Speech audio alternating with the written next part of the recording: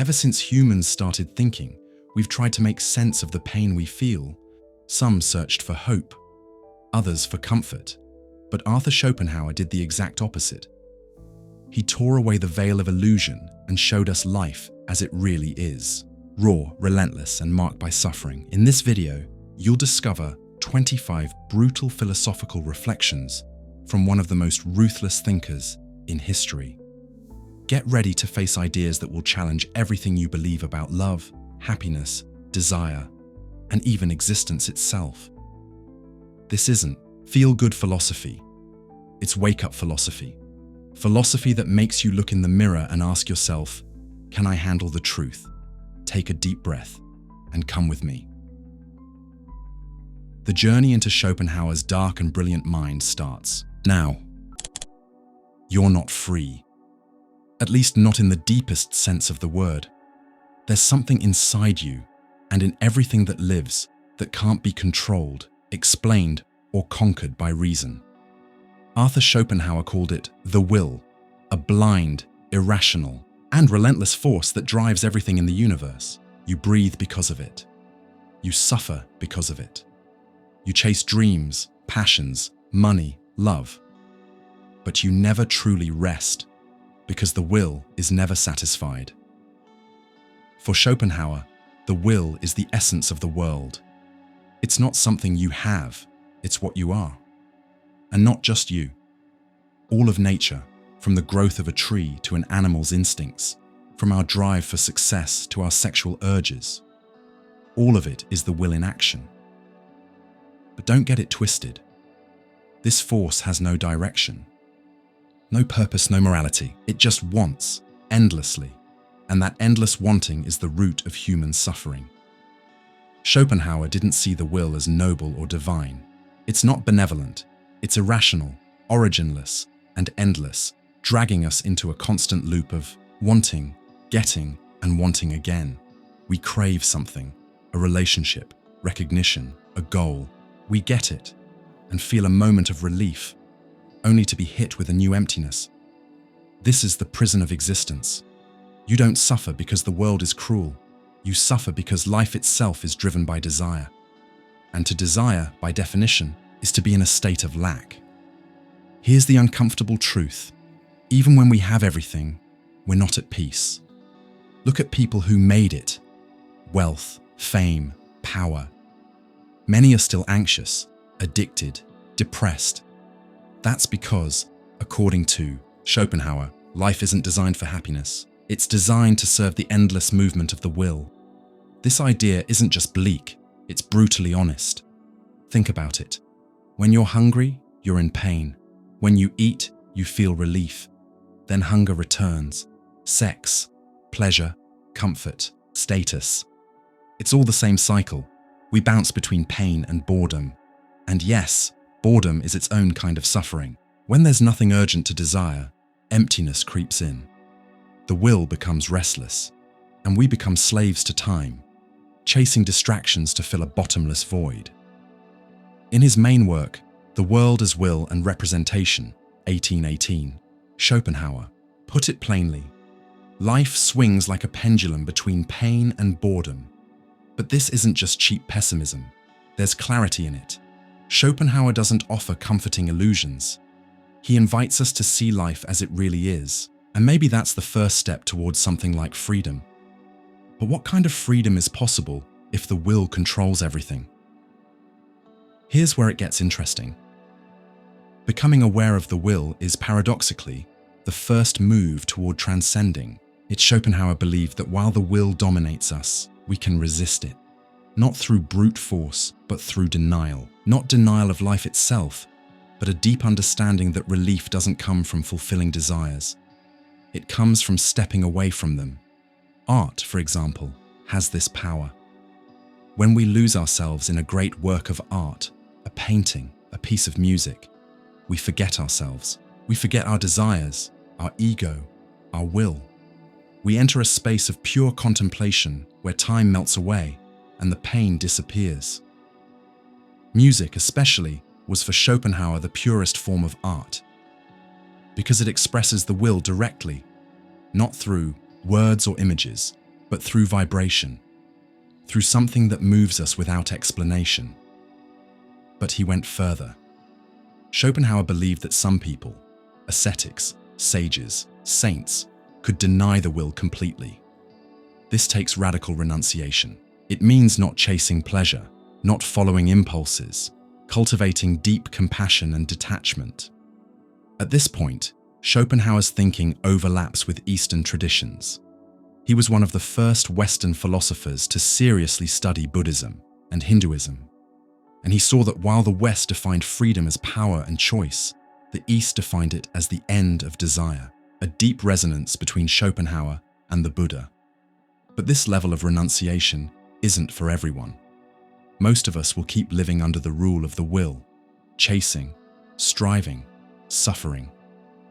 Still, knowing this changes everything.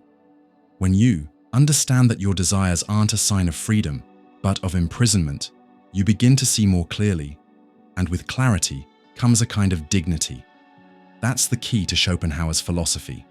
There is no salvation in the world, but there can be understanding, and that understanding is a form of resistance. You've never actually seen the real world. Everything you think you see, people, landscapes, objects, is just an image your mind creates, an interpretation, a representation. That's what Arthur Schopenhauer showed us with brutal clarity.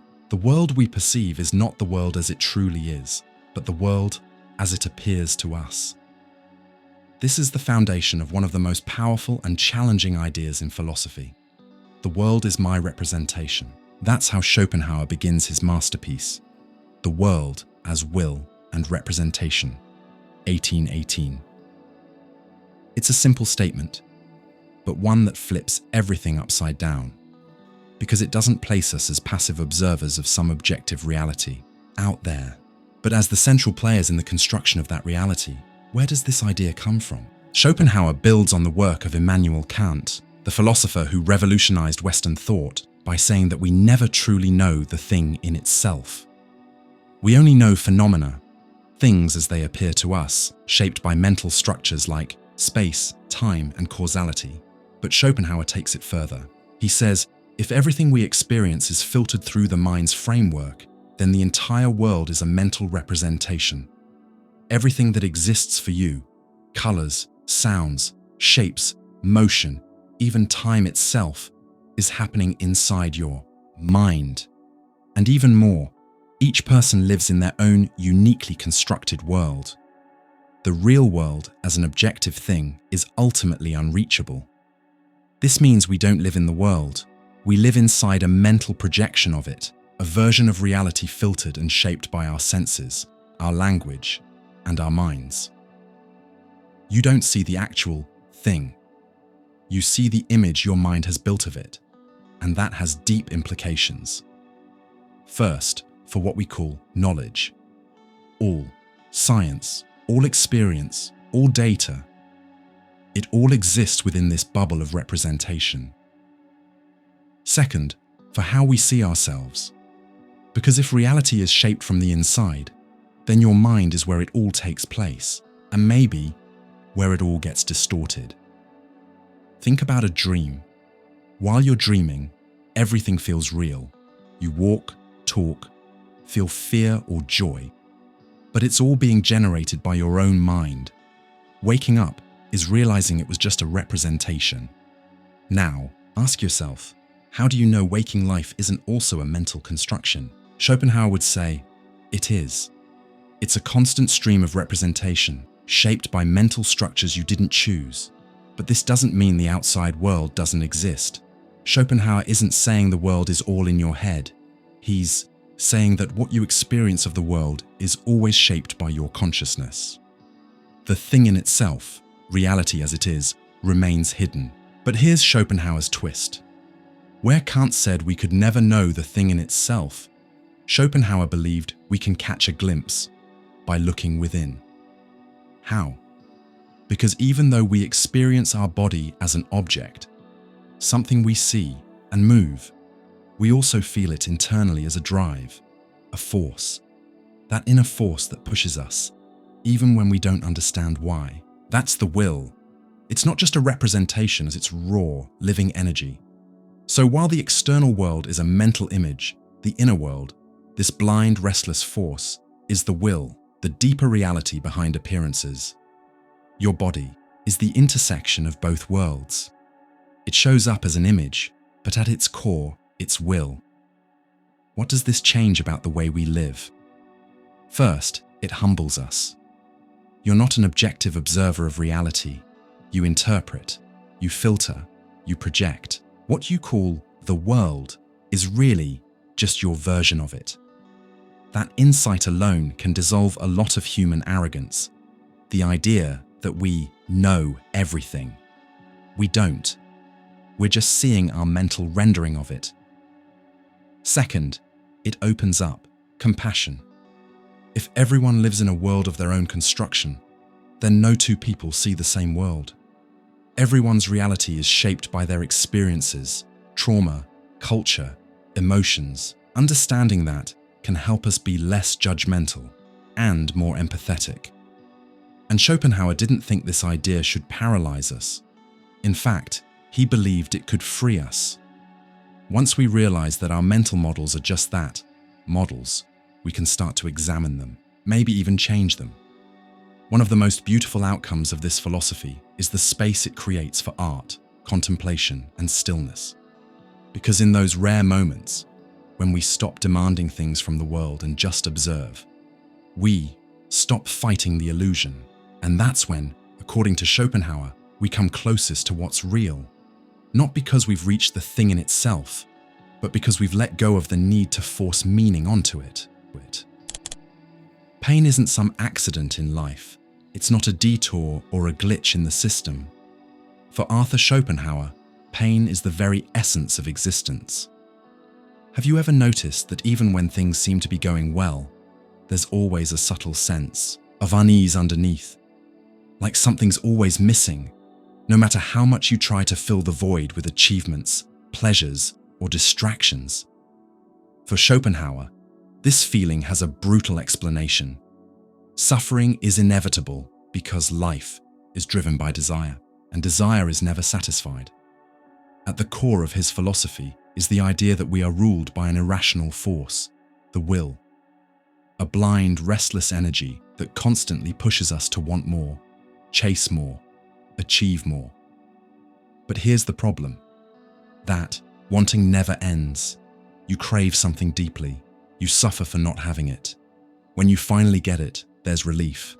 But soon after, a new desire shows up, and the cycle begins again. Schopenhauer saw this with painful clarity. A man's life is a constant desire, either frustrated or renewed. That's the invisible prison we live in. To desire is to suffer, and not desiring, that's not really an option. Because the very structure of life, from basic instincts to our most complex dreams, is powered by this never-ending will. So for Schopenhauer, pain isn't the exception, it's the rule of conscious life. The more intensely you live, the more intensely you suffer. And this isn't just personal opinion. He looks at nature and sees a world filled with struggle. Animals live between hunger and fear of death. Humans live between desire and frustration. Everything that lives is trapped in constant tension, always needing something it can never fully have. And when the suffering dies down for a moment, when the pain fades, what's left? Boredom. The absence of pain isn't happiness, it's emptiness. It's that strange silence when the will, having no clear target, starts to stir again.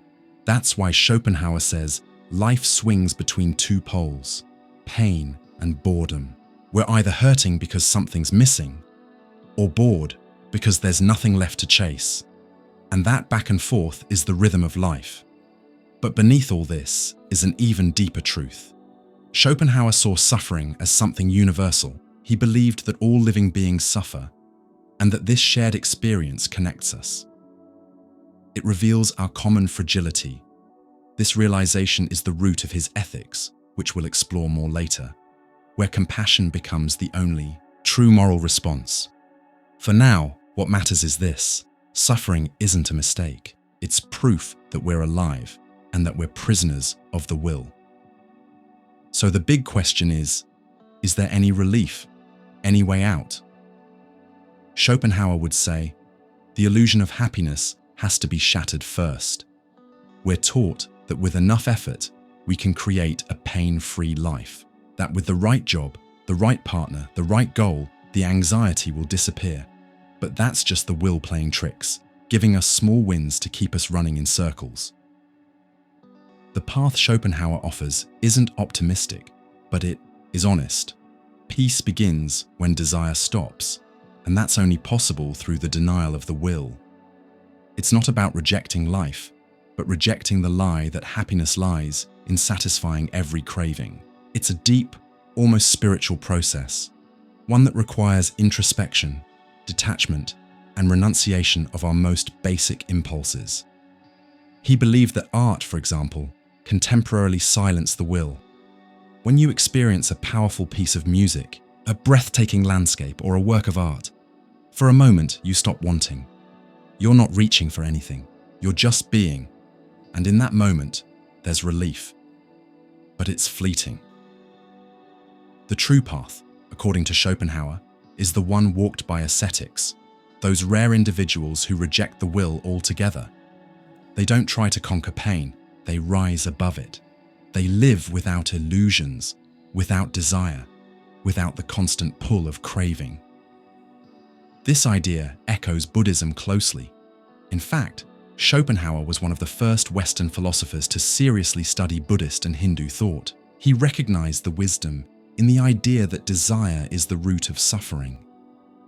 Like the Buddha, Schopenhauer doesn't offer paradise, but a deeper clarity about the human condition.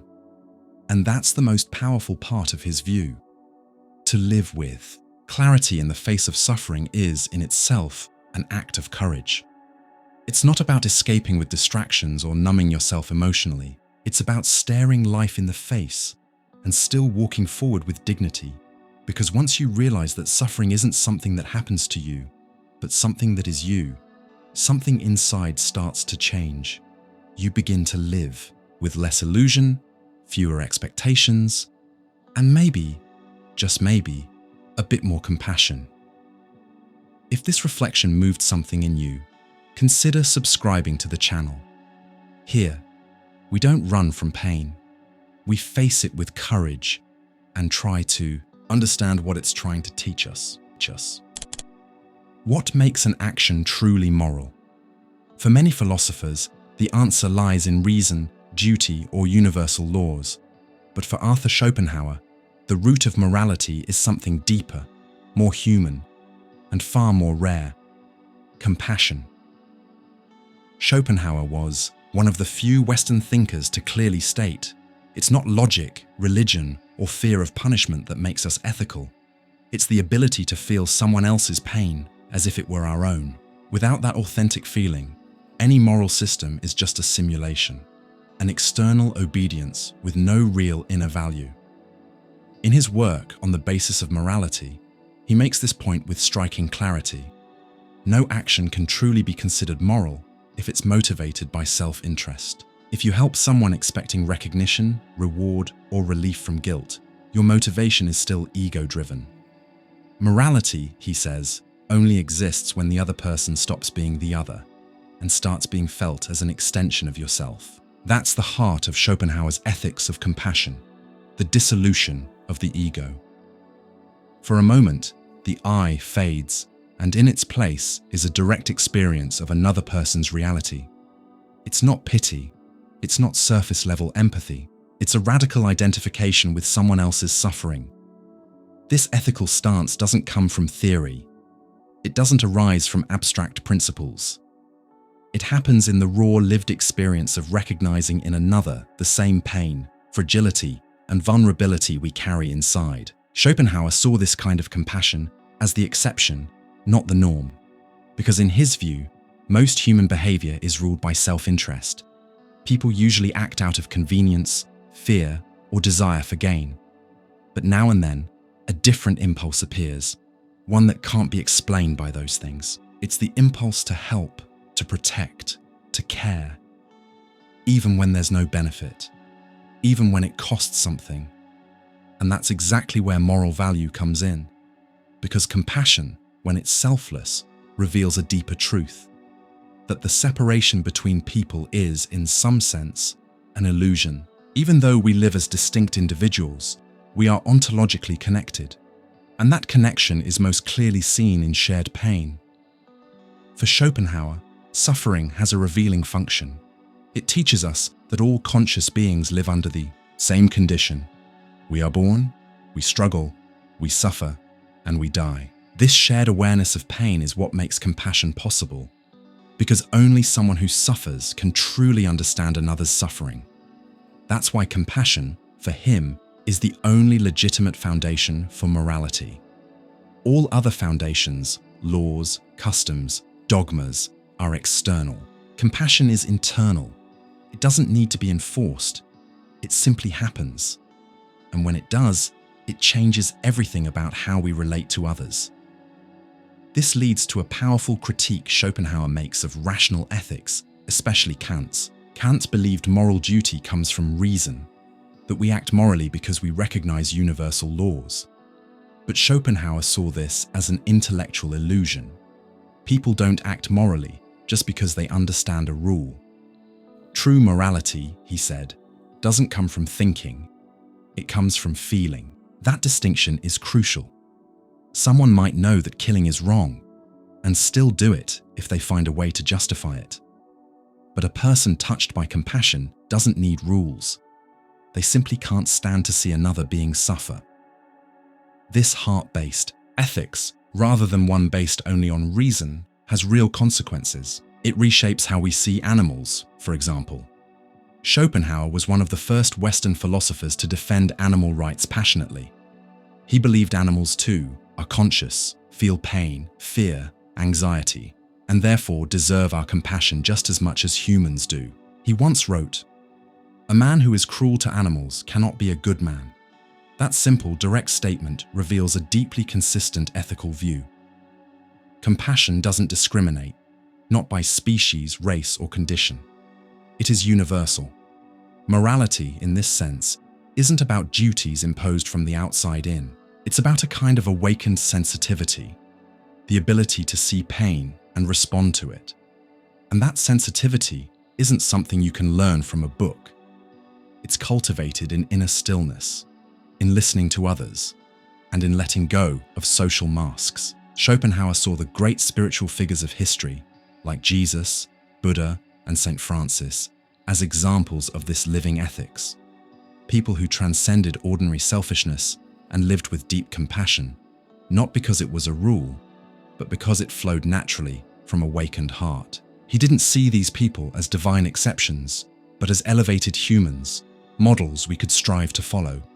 This isn't naive idealism. Schopenhauer knew the world was hard, and that most people are driven by self-interest. That's why compassion is rare and precious. It's a glimpse of transcendence in the middle of chaos.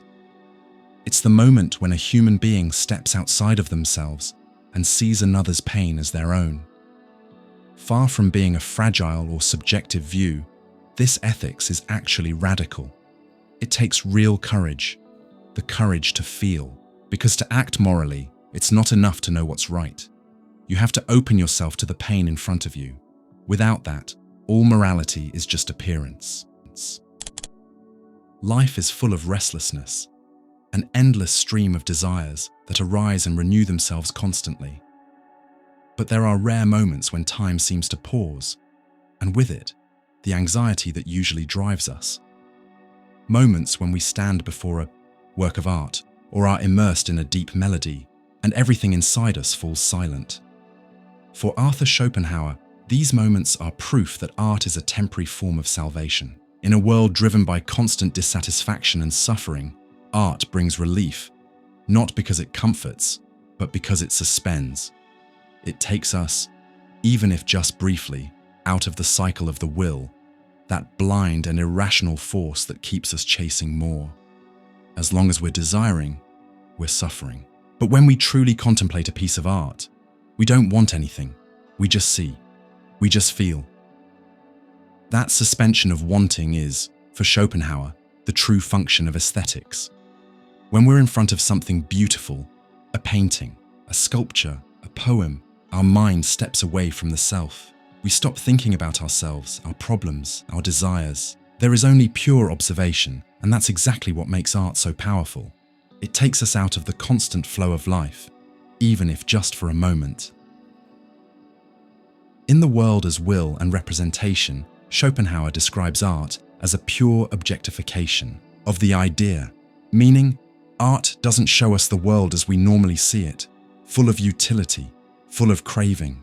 It shows us the world in its essence, in a timeless way. The true artist doesn't imitate the world. They reveal something eternal, hidden behind the temporary. That's why Schopenhauer makes a clear distinction between two ways of seeing. The everyday gaze is practical.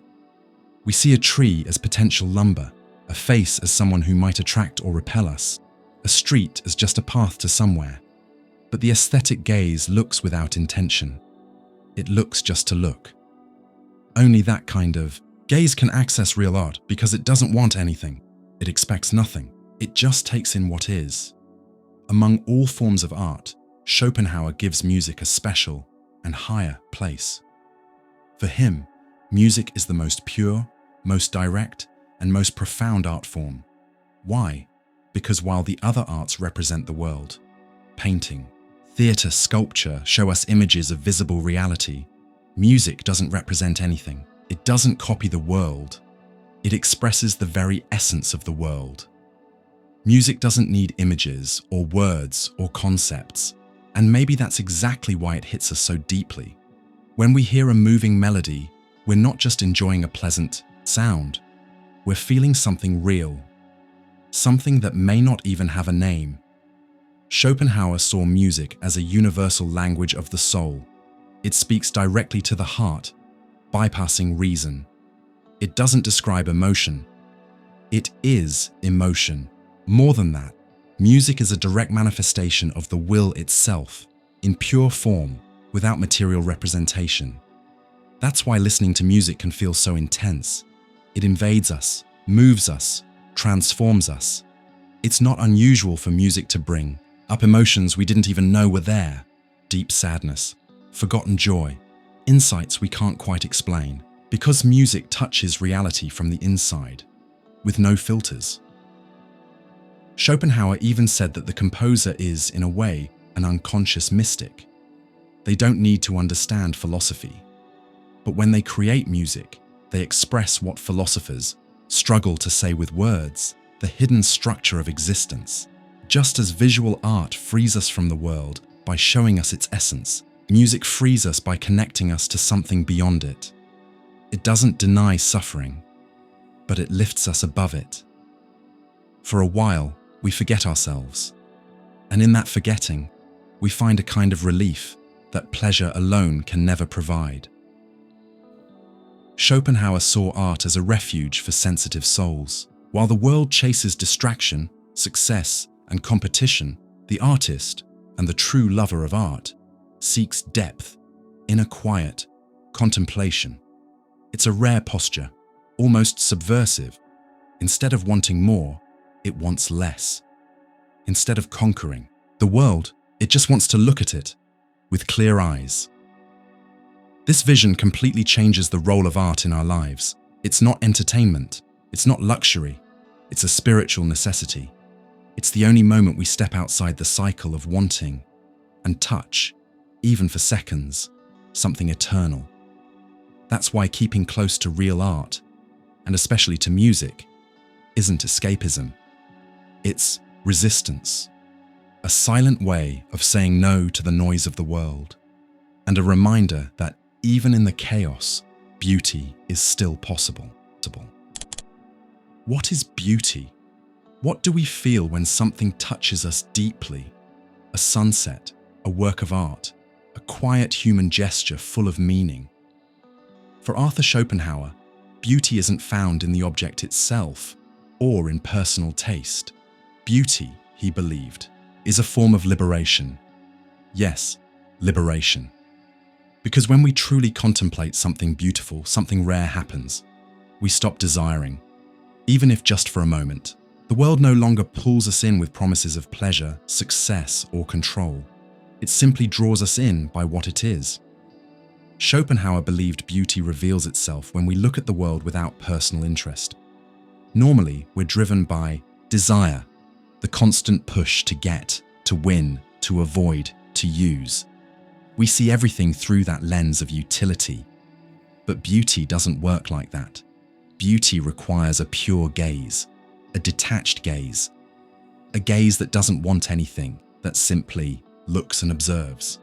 That's why beauty has the power to pull us out of ourselves. In those moments, we become nothing but awareness. There's no anxiety, no rush, no judgment, only presence. A beautiful object, a painting, a landscape, a face holds our attention, but not the way desire does. It holds us through stillness, through calm. In the world, as will and representation, Schopenhauer explains that beauty reveals a Platonic idea, not a logical concept, but an eternal essence that shines through form.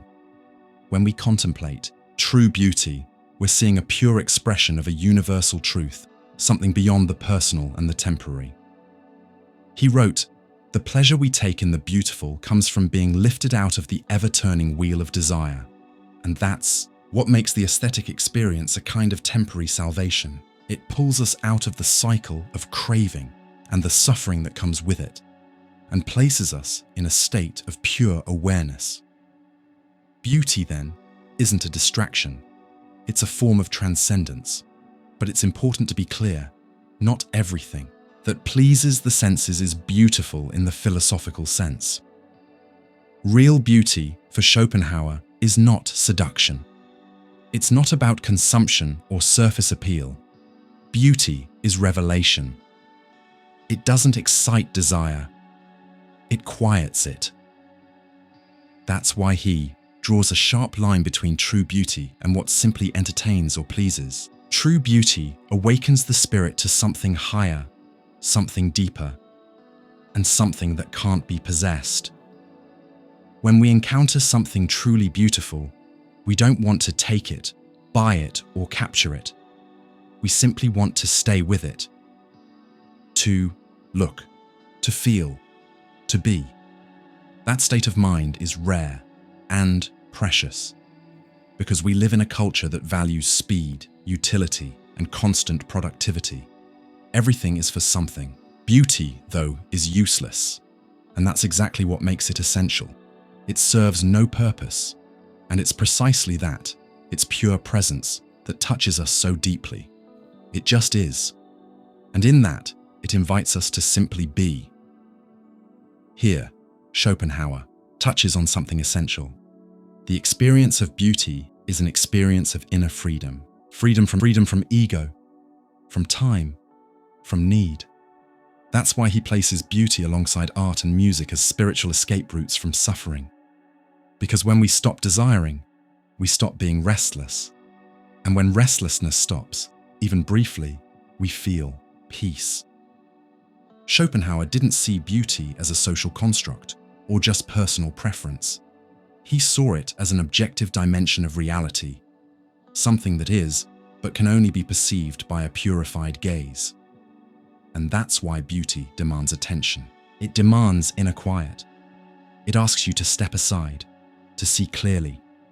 Not everyone is willing to do that, because not everyone is willing to let go, even for a moment, of their personal filters. To truly see beauty is to surrender, and, at the same time, to resist. To resist a world that values only what can be used. In that sense, beauty is not just aesthetic, it's ethical, because it teaches us a different way of being. One that doesn't consume, compete, or accumulate, but instead watches, feels, and contemplates.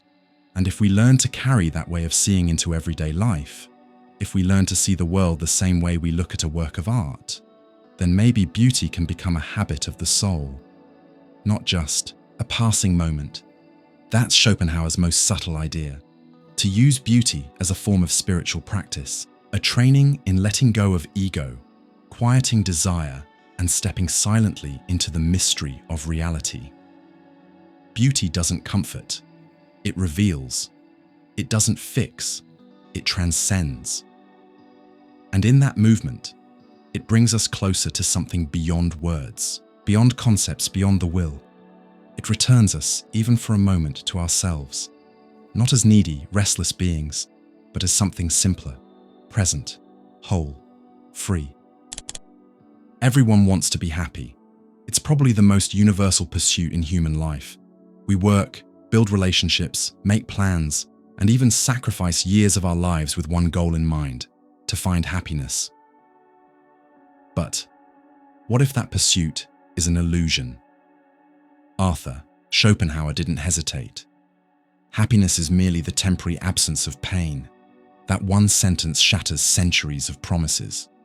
To him, the kind of happiness we usually imagine simply doesn't exist, at least not as a lasting, full, continuous state. What we call happiness is nothing more than brief pauses in the middle of suffering.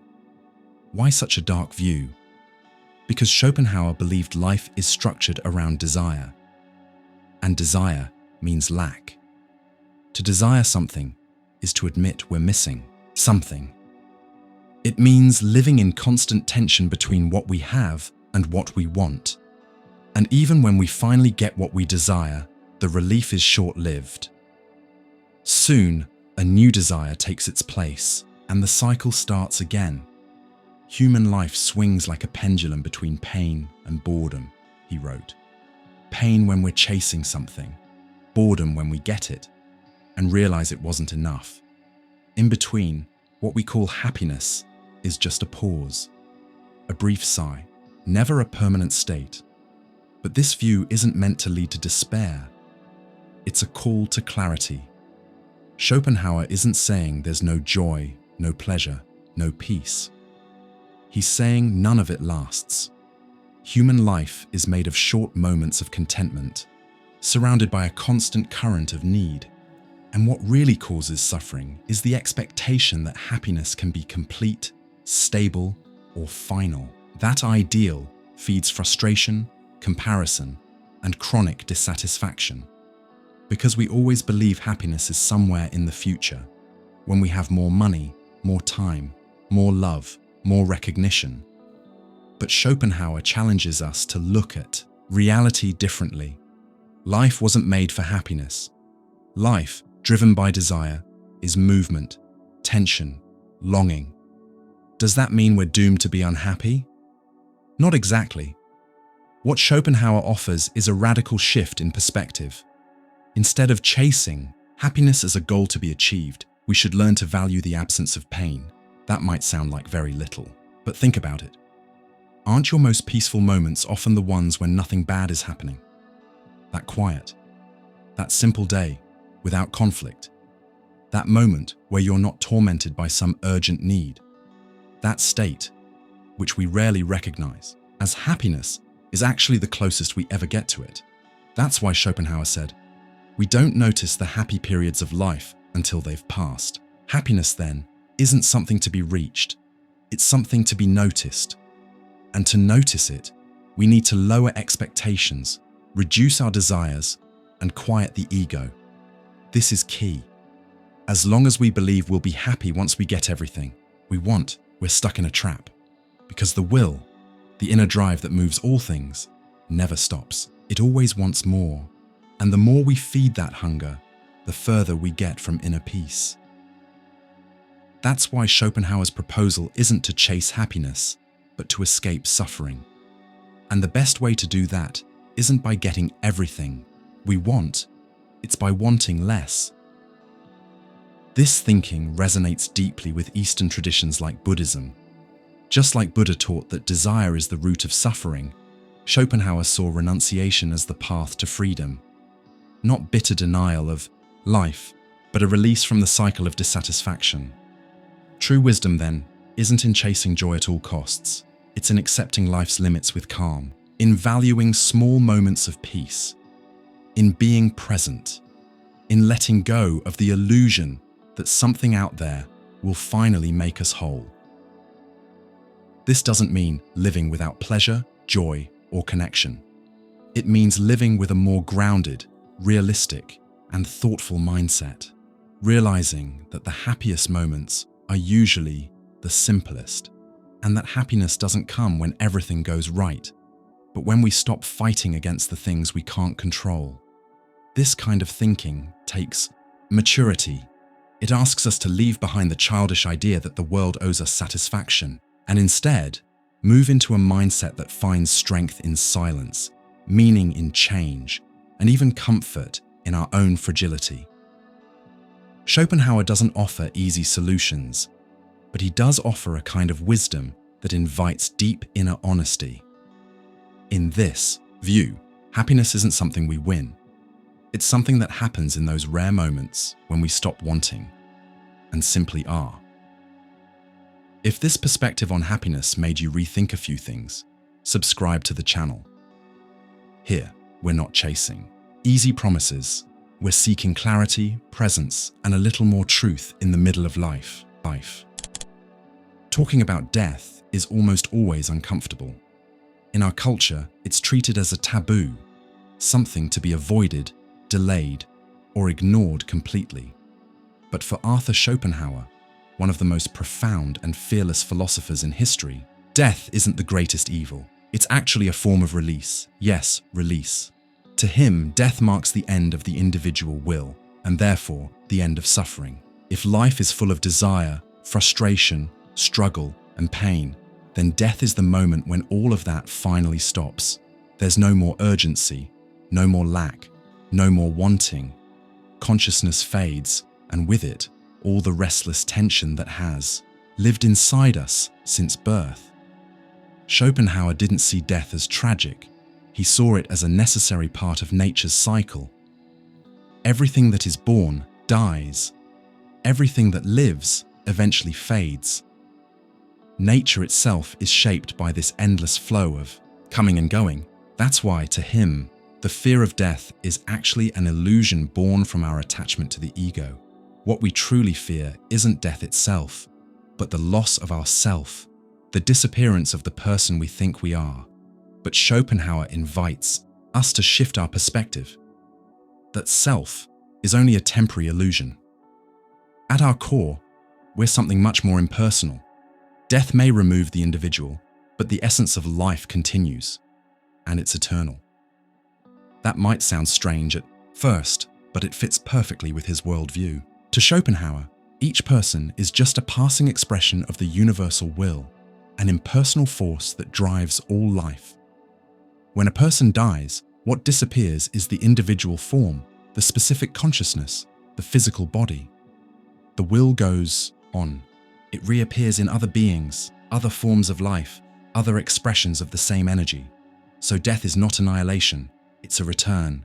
Like a wave folding back into the sea, the shape dissolves, but the essence remains. This idea mirrors many Eastern traditions, especially Buddhism, with which Schopenhauer had a deep connection. The individual dies, but life goes on. And in the end, the dissolving of the self is what frees us from suffering. Death is the inspiring genius of philosophy, he once wrote. And it makes sense. To think about death is to take life more seriously. It's to face impermanence and let go of illusions. It's to realize that there's no absolute safety, no total control, no guaranteed forever. But instead of despairing, Schopenhauer encourages us to face this truth with dignity. He saw the fear of death as rooted in ignorance about who we really are. When we think we are just this body, this mind, this identity, then yes, death seems terrifying. But when we realize we're part of something much larger, the end of the individual doesn't seem so tragic. And here's the most liberating part. If death is the end of the individual will, then it's also the end of personal pain. As long as we're alive, we're caught in cycles of craving, loss, and expectation. Death brings an end to all of it. It doesn't take peace away, it brings total peace. That doesn't mean Schopenhauer celebrated death or ignored the pain it brings to those left behind. On the contrary, he was deeply aware of human suffering. But because he understood suffering so clearly, He saw death as the ultimate rest, a kind of release. This understanding also changes the way we look at life. Knowing death is certain doesn't have to make us anxious. It can make us deeper, more grounded, less attached, less arrogant, less deluded. It's as if, by accepting death, we stop asking so much from life. We stop expecting it to fulfill all our desires, and we begin to see more clearly the value of simple moments, honest connections, and the limited time we have. Awareness of death also dissolves vanity. Fame, wealth, power, none of it matters when viewed from the end, and at the same time, it gives more weight to the small virtues: kindness, patience, compassion. Because in the end, what really lasts is what we lived with truth. To Schopenhauer, to philosophize is to learn how to die, but not in a morbid way. It's to learn how to let go of the illusion of permanence. It's to live with more clarity, knowing that everything is temporary, and because of that, everything is precious. He doesn't offer promises of immortality or religious comfort. What he offers is even braver: peace in the face of the end, the ability to see death not as an enemy, but as life's oldest companion. After all, death has been with us since the moment we were born, and maybe the deepest suffering comes from pretending that isn't true. To accept death is to accept life as it really is, not as we wish it were. And in that act of acceptance, something powerful happens. Fear fades, anxiety loses its grip, and life, even if brief, starts to be lived with more presence. Romantic love is an illusion. That might sound harsh or even cynical to anyone who grew up surrounded by movies, songs, and stories that paint love as the peak of human experience. But for Arthur Schopenhauer, nothing is more misleading than this ideal. According to him, love is not what we think it is. It's not a free choice. It's not some higher emotion. Love, in truth, is just a disguise for the will's real purpose: to ensure reproduction. Yes, Schopenhauer believed love is a biological trap, a kind of theatre staged by nature to keep life going. All the passion, the magic, the deep feelings we associate with love are, to him, unconscious tools serving life's main goal: reproduction. That perspective might sound cold, even offensive, but Schopenhauer challenges us to be brutally honest. He asks us to look at love without the romance, without the fairy tale, without the self-deception. Think about the most intense passion you've ever felt, the overwhelming desire, the feeling that someone was the one, the pain of rejection, the high of winning them over. To Schopenhauer, all of that is the will in action, not to make us happy, but to continue the species. He explains that attraction isn't random. Behind every intense connection, there's an unconscious calculation by nature. We're drawn, without knowing it, to partners who balance our traits, physically and emotionally, to produce stronger offspring. So love isn't something we rationally choose, it chooses us. We're moved by a force we don't fully understand, and that doesn't care about our personal plans. For Schopenhauer, passion is a powerful illusion, one that benefits life itself, not the individual. That's why he says, romantic passion is deceptive. It pretends to serve the individual, but really serves only the species. What feels like a magical, one-of-a-kind experience sent by fate is, in his view, a blind impulse from the will, and that impulse often leads to pain, irrational decisions, and even personal tragedy. How many lives have been completely changed or ruined because of love? To Schopenhauer, this isn't a coincidence. The will doesn't care about our happiness. It uses us to reach its goal, reproduction. And to do that, it needs love to overwhelm us. If we only followed reason, we might avoid a lot of suffering. But love doesn't give us that choice. It takes over. It pulls us in. It often enslaves us. This tragic side of love is central to Schopenhauer's view. He doesn't deny that love can include moments of beauty or connection. But deep down, he believes unconscious forces are always at work, and they're not on our side. Love doesn't want to fulfill the individual, it wants to control them. That's why even the perfect relationship often comes with anxiety, jealousy, fear of loss. These aren't flaws, they're features. They're symptoms of the will protecting its reproductive mission. This doesn't mean we should reject love completely, but it does mean we should look at it more clearly. Many of our beliefs about love were shaped by culture, religion, and fantasy, not by real experience. Schopenhauer warns, the more we see love as something pure, magical, or liberating, the more vulnerable we become to its traps. But if we see it more realistically, maybe we can love with more maturity, less illusion, less suffering. So, is it possible to escape this cycle? Schopenhauer's answer is consistent with the rest of his philosophy. The only real freedom lies in renunciation, not in cold rejection of all feelings, but in refusing to be dragged around by them. Recognize the impulse, but don't be ruled by it. Maybe love, but without illusions.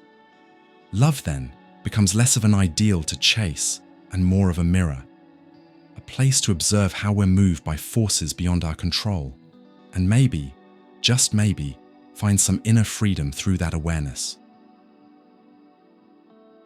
Schopenhauer challenges us to grow up, to walk away from the fairy tale, to understand that idealized love can become a trap, but understood honestly, it can be lived more authentically. That doesn't mean living without love. It means not expecting love to fix what only awareness can, the search for meaning, for peace, and for freedom from suffering. Most people are afraid of being alone. It's seen as a sign of emptiness, social failure, or something that needs to be fixed as quickly as possible. But Arthur Schopenhauer saw it completely differently. To him, solitude is a privilege, and often a deep necessity for the soul. In a noisy world full of expectations, obligations, and distractions, solitude becomes a sacred space, a chance to truly meet yourself. For Schopenhauer, it's only when we're alone that we can really listen, think, reflect, and connect with the deepest parts of who we are. He said, "A man can be himself only so long as he is alone, and if he does not love solitude, he does not love freedom."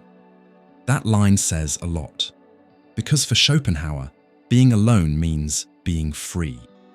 Free from social masks, from artificial roles, from the noise of other people's desires. In solitude, we don't have to perform.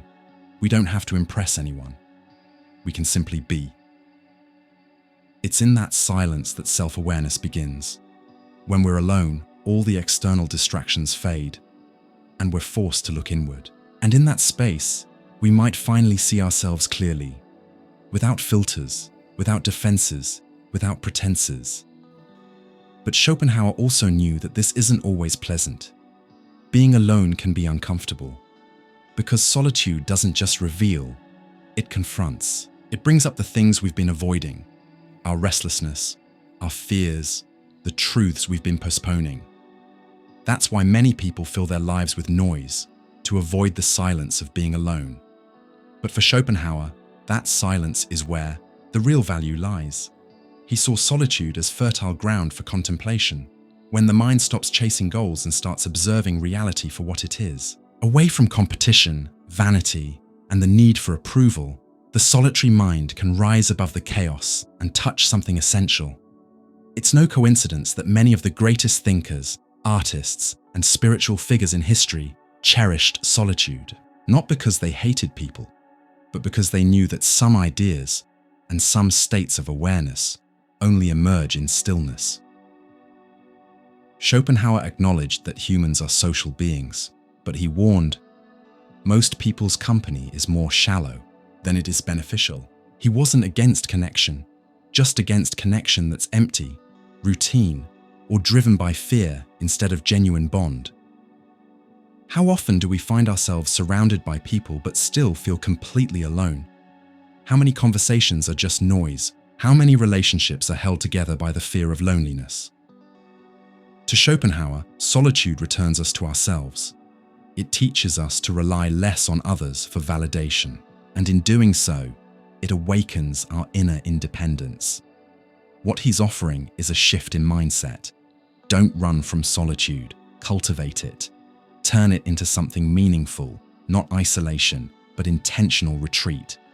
A space to rebuild, a time to read, write, reflect, observe, and exist without pressure. That idea matters more than ever today. We've never been more connected, more stimulated, more distracted, and yet, so many of us feel distant from ourselves. Technology, social media, the fast pace of modern life keep us constantly engaged. But what happens when you turn it all off? When all that's left is silence? That's where Schopenhauer's philosophy becomes not only relevant, but urgent. He wasn't calling for a life of isolation. He was calling for a life that respects stillness. A life that knows being alone isn't emptiness. It's presence. Presence of self. Presence of thought. Presence of the things that only come when the world is quiet and you're close to who you really are.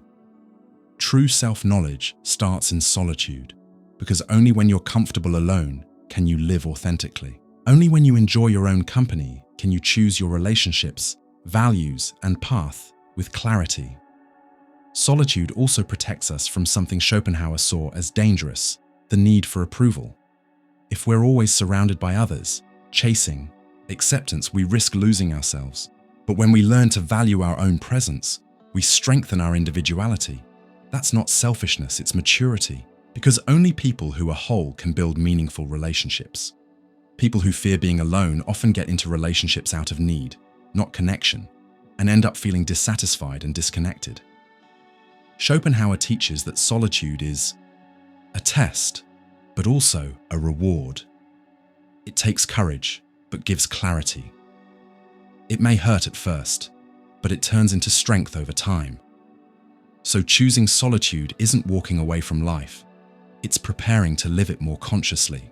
It's saying no to noise and yes to depth. It's rejecting distraction and choosing to go deeper. In the end, solitude isn't absence. It's presence. The presence of self, the presence of thought, the presence of everything that can only grow when the noise fades and you finally come home to yourself. Are you really who you think you are? A person with a name, a story, a unique identity? For Arthur Schopenhauer, this belief, so deeply rooted in our culture, is nothing more than an illusion. According to him, individuality is just an appearance, a temporary, limited reflection of something much greater. We're not separate beings, but fleeting expressions of the same essential force, the will. This will, blind, impersonal, eternal, is expressed in everything that exists: humans, animals, plants, nature itself. What changes is the form, not the essence. The idea of a fixed, solid, independent self is, for Schopenhauer, a mental construction. It comes from our limited perspective. Each person sees the world from their own point of view. And because we can only experience life from that one perspective, we believe we're separate from everyone else. But that separation is only apparent. It's like waves in the ocean. They seem different, but they're all made of the same water. This idea challenges everything modern Western culture promotes, where we're constantly told to be ourselves, to celebrate our uniqueness, to protect our personal identity at all costs. But to Schopenhauer, this obsession with individuality is a metaphysical mistake. What he offers is a radical shift in perspective. To look beyond each living being, human or not, and see the same underlying reality, a single will expressing itself in countless forms. What we see as multiplicity is just surface level. It's not the ultimate truth. That's why, in his view, the ego is a trap. Because when we identify with our individual self, we act selfishly, defensively, competitively. We feel like we have to fight for our place, protect our space, chase our desires, as if we're alone in the universe. But that mindset blinds us to a deeper understanding of reality. This illusion of separation is what also makes us numb to other people's pain. If we truly believe we're totally different from others, we see their suffering as distant, not our problem.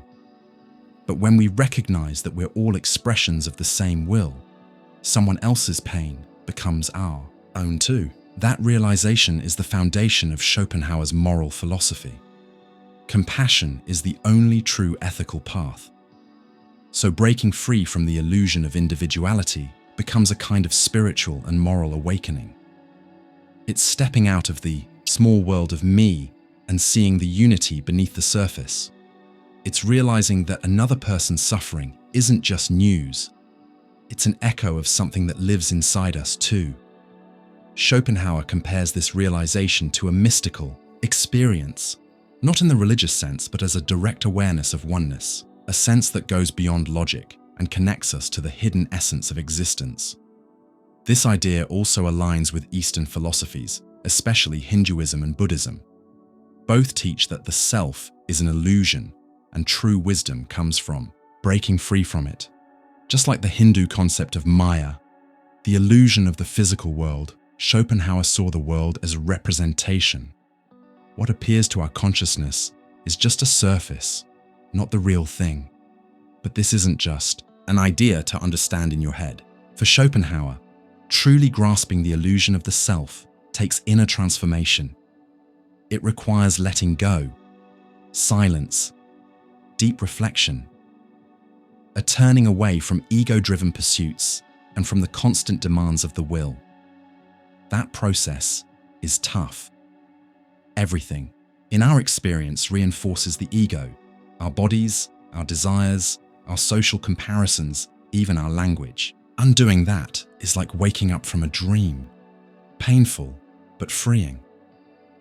And when we do break free, even for a moment, we feel something rare, a deep calm, a sense of belonging to everything, a peace that doesn't rely on success, approval, or achievement. Schopenhauer knew that most people would live their whole lives believing in the self as something absolute. But he also believed that the more sensitive among us, artists, philosophers, spiritual seekers, could reach this clarity. And in doing so, they wouldn't just find wisdom, they'd find dignity in the face of life's suffering. Because once we stop seeing ourselves as isolated entities, death loses its sting, the ego loses its grip, and compassion becomes unavoidable. The illusion dissolves. And in its place, a wider, quieter, more truthful view appears. Waking up from this illusion doesn't mean denying the practical self. We still need a me to move through the world, but we begin to see it for what it is. Just a mask, useful but temporary. And behind that mask, we're all made of the same silent substance that flows through everything alive. We live as if time were something solid and objective, something out there, measured by clocks, calendars, and seasons. But for Arthur Schopenhauer, that belief is an illusion. Time, he says, isn't something external, it's a structure of the mind. In other words, time isn't out in the world, it's inside us. It's an inner lens through which we experience everything. Without time, we couldn't understand or even experience anything. And at the same time, we couldn't suffer. This radical idea has its roots in Immanuel Kant's transcendental philosophy, which Schopenhauer admired deeply, but took in a darker, more personal direction. Kant said, time and space aren't learned from experience. They're the conditions that make experience possible. Schopenhauer agreed, but added a more existential twist. If time is a mental structure, then so is our suffering. Fear of the future, the weight of the past, anxiety about death. These only exist because we treat time as if it were real. But time isn't a thing. It's not a substance. It's not an object. It's a way our minds organize what we experience. Time doesn't exist outside of a mind that can perceive it. Think about it for a second. If there were no conscious beings, would time still exist? Schopenhauer would say no, because time depends on experience. It's the framework we use to make sense of change and movement. Without a mind, there's no sequence. And without sequence, there's no time. That means we live in a kind of perceptual prison. Time isn't an objective reality, but we're trapped in it as if it were. We can't think outside of time. Everything we know has a before, an after, a duration. That's how our consciousness works. And it's also what creates some of our deepest suffering, because it's time that separates us from what's already gone and haunts us with what hasn't happened yet. It's time that makes us rush, worry, and grieve. It's time that fuels regret and expectation. It pulls us into a past we can't change and a future we can't predict. And still, time doesn't exist outside the mind. That's the tragic irony Schopenhauer exposes. We suffer because of a structure we carry within us. We suffer inside a useful illusion, but it's not false in the sense of being fake.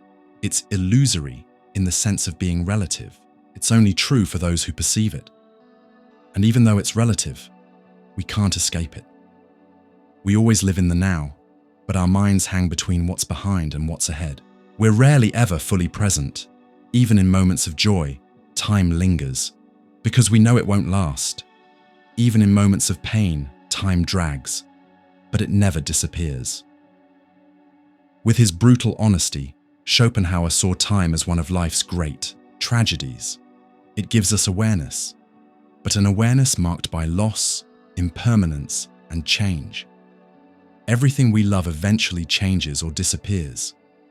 Everything we build will be forgotten.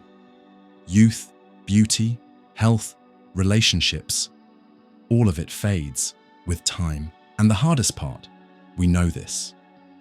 That awareness is what sets us apart from animals. They live in the present.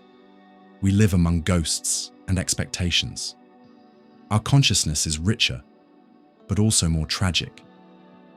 Schopenhauer suggested that while we can't escape time, we can sometimes step outside it. Briefly, it happens through art. When we're fully absorbed by a piece of music, a painting, a landscape, or a deep idea, time fades.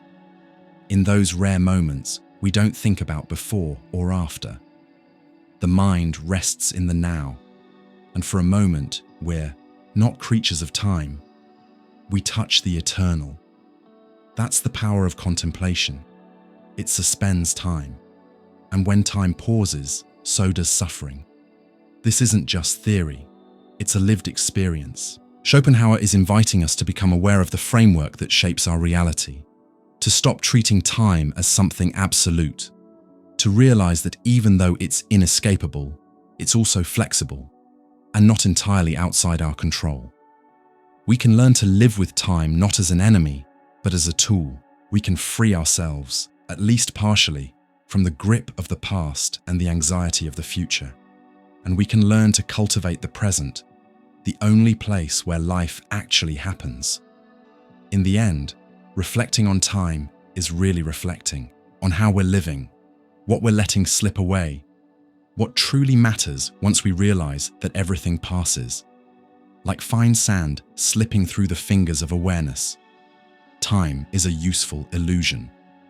But only those who learn to look beyond it become wise, the ones who know how to fully inhabit the present moment and understand that eternity, if it exists, can only ever be touched right here, right now. If this made you pause, even for a few seconds, and truly feel the present, then go ahead and subscribe to the channel. We'll keep going, slowly and thoughtfully, at the pace that matters. Reason is often celebrated as what sets us apart from other animals. It's seen as our noblest trait, the thing that lets us think, judge, plan, and act with intention. But Arthur Schopenhauer challenges that ideal. To him, reason isn't the ruler of the mind, it's the servant. A servant of what? Of the will. Schopenhauer flips our usual view on its head. What we think we control, our reasoning, is actually just a tool serving deeper, irrational, and unconscious forces. The will, his core concept, is the blind, impulsive, restless force that drives everything in us. It's behind our desires, instincts, ambitions, fears. And reason, for all its brilliance, doesn't lead this force. It just obeys it. Sounds radical? Look at yourself honestly. How often do you use reason to justify something you already wanted emotionally? How often do your arguments defend a desire rather than seek the truth? Schopenhauer saw this with brutal clarity. Reason doesn't create our wants. It just finds a way to get what we already want. That's why he said reason is like a loyal minister. It doesn't rule, it carries out orders. The true ruler of our lives is the will. And reason, while useful, is ultimately working for it.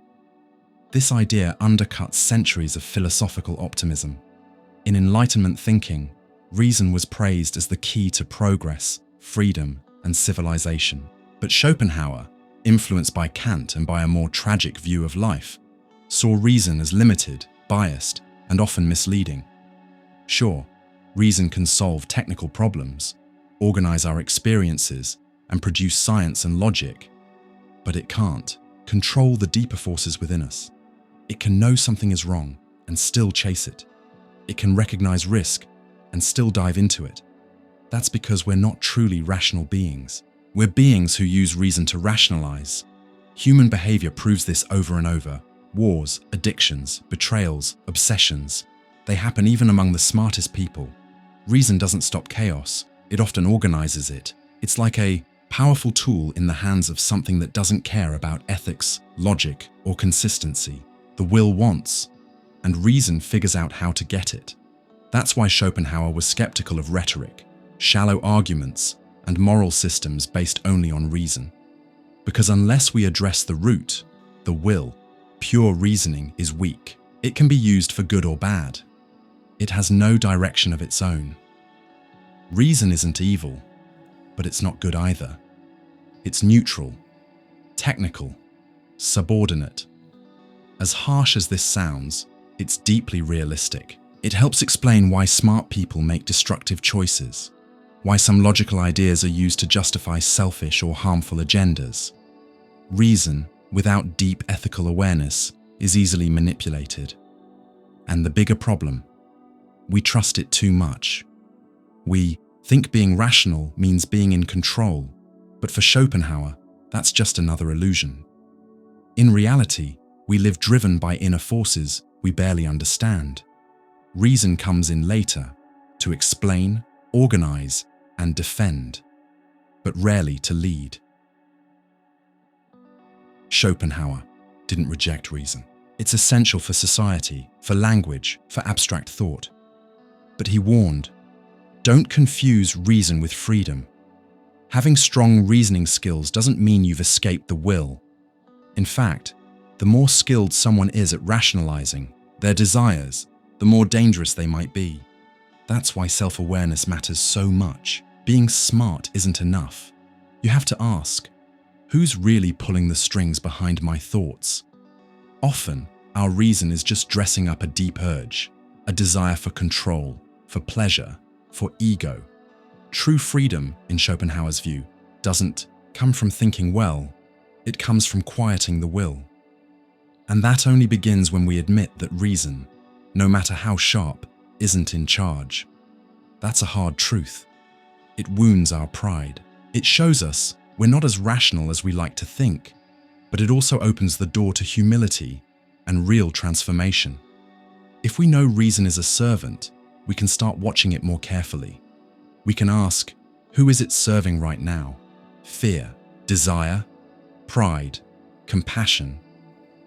That question alone brings us back to responsibility. Because even if we can't silence the will completely, we can begin to see it. And that gives us some power. Reason, when used with awareness, can be an ally, but only if we're honest about who's really in control. What makes an action truly moral? Is it following a rule, obeying a law, acting according to universal principles? For Arthur Schopenhauer, none of that is enough on its own. Morality, he said, doesn't come from reason or systems. It comes from the heart. For Schopenhauer, the only true foundation of ethics is compassion. Any action that claims to be moral but doesn't come from a deep feeling of connection to another's pain, is just for show, a kind of fake morality. With this, he breaks away from much of Western tradition, especially from Kant's moral theory, which based ethics on reason and duty. Kant said, "Act only according to the rule, you'd want to become a universal law." But Schopenhauer was skeptical. He didn't believe people act morally just because they understand a logical principle. People don't do good because of rational calculation. They do good when they feel another person's suffering as something real, close, and unbearable. When their pain stops being just theirs and starts feeling like it's ours, that genuine, immediate feeling, that's what he calls compassion. It's the only force that can break through our natural selfishness and our constant urge to put ourselves first. In a world ruled by the will, that blind force driving us to desire, compete, and seek personal gain, compassion is like a flash of ethical clarity. Schopenhauer believed all other forms of morality that aren't based on compassion are just hidden self-interest. Charity for status, kindness out of fear, obedience for convenience. And where there's self-interest, there's no real morality. Only when we expect nothing in return, when we forget ourselves even for a moment, can an action truly be called moral. And that's only possible when the self dissolves, even briefly, in the face of someone else's pain. So for Schopenhauer, ethics isn't a rigid system of rules. It's a kind of awakened sensitivity. It requires presence, awareness, openness. It means seeing the other not as an object, but as a being just as vulnerable to pain, fear, and death as we are. This way of thinking brings Schopenhauer close to Eastern traditions, especially Buddhism, which also sees compassion as the core of right living. But at the same time, his proposal is sharply critical. There is no true morality where there is calculation. Even if an action turns out good, if it was done out of self-interest, it has no moral value. That has deep implications. It forces us to look honestly at our intentions. It's not enough to do the right thing. We need to understand why we're doing it, and more importantly, what we feel when we do it. For Schopenhauer, compassion isn't something you can teach as a concept. It's something you either experience or you don't. It comes from real contact with another's suffering. And because of that, it often doesn't come with words or theories. It just acts. It's what happens when someone helps a stranger without thinking, when someone protects a helpless animal, when someone offers comfort without needing praise. These are small acts, but they carry real moral weight because they don't come from ego, but from the absence of it.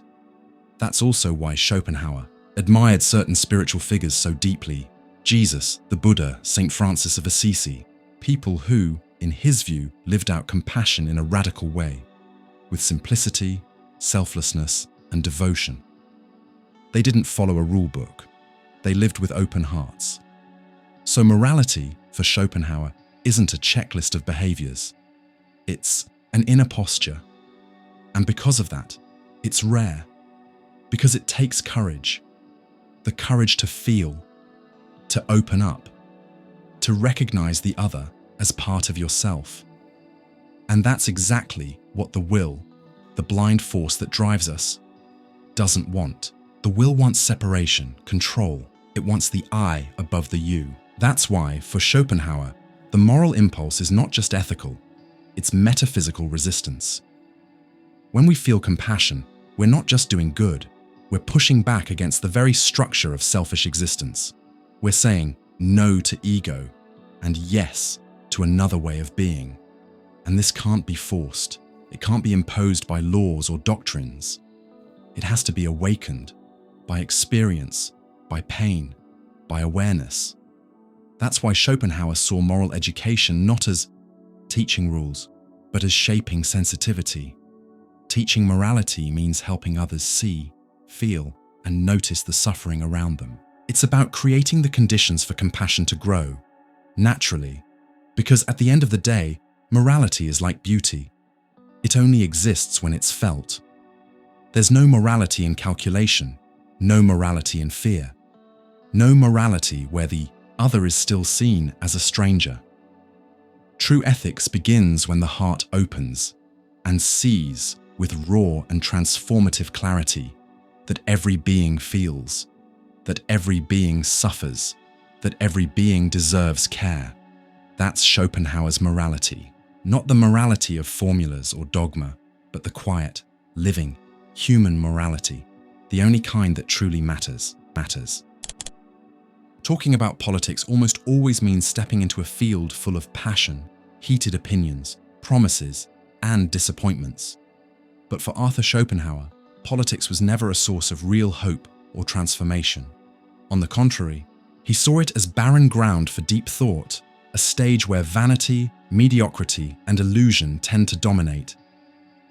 Schopenhauer was openly skeptical about politics, not because he was naive or uninformed, but because he had a brutally honest understanding of human nature. And what he saw was that politics often brings out the worst in people, not the best.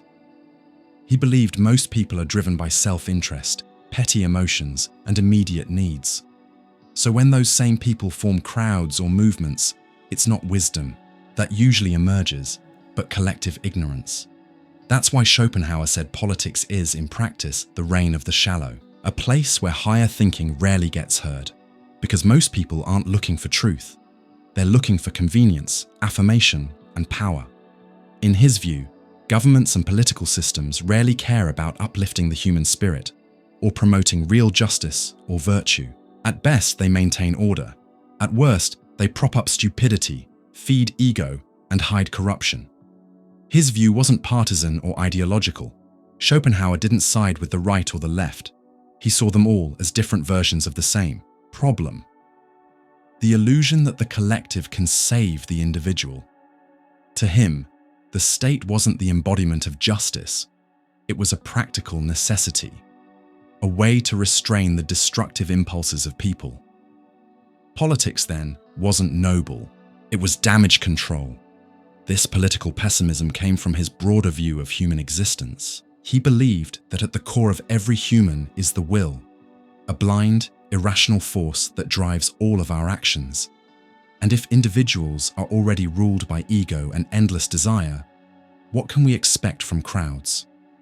Politics, in his eyes, rarely seeks truth. It seeks to hold power, feeding off the vanity of leaders and the ignorance of the people, a system where those at the top want status and control, while those at the bottom want safety, comfort, and hopeful promises, even if those promises are false. He once said, "Politics is the last refuge of mediocrities who want to shine, without having any light of their own." That may sound harsh, even elitist, but Schopenhauer wasn't saying politics shouldn't exist. He was saying we shouldn't expect more from it than it can deliver. Politics is a tool, but it has never been the path to wisdom, inner peace, or freedom from suffering. It operates on the level of groups, while the real questions of life, meaning, pain, death, compassion, are experienced alone, inside each person. That's why Schopenhauer believed philosophers shouldn't get too involved in politics. They should observe, reflect, critique, but not fall into the trap of thinking external systems can change human nature. That kind of transformation, he said, is always internal. And what about democracy? Schopenhauer was skeptical of that too. He argued that if most people are ignorant and emotionally driven, then majority rule won't often lead to wise decisions.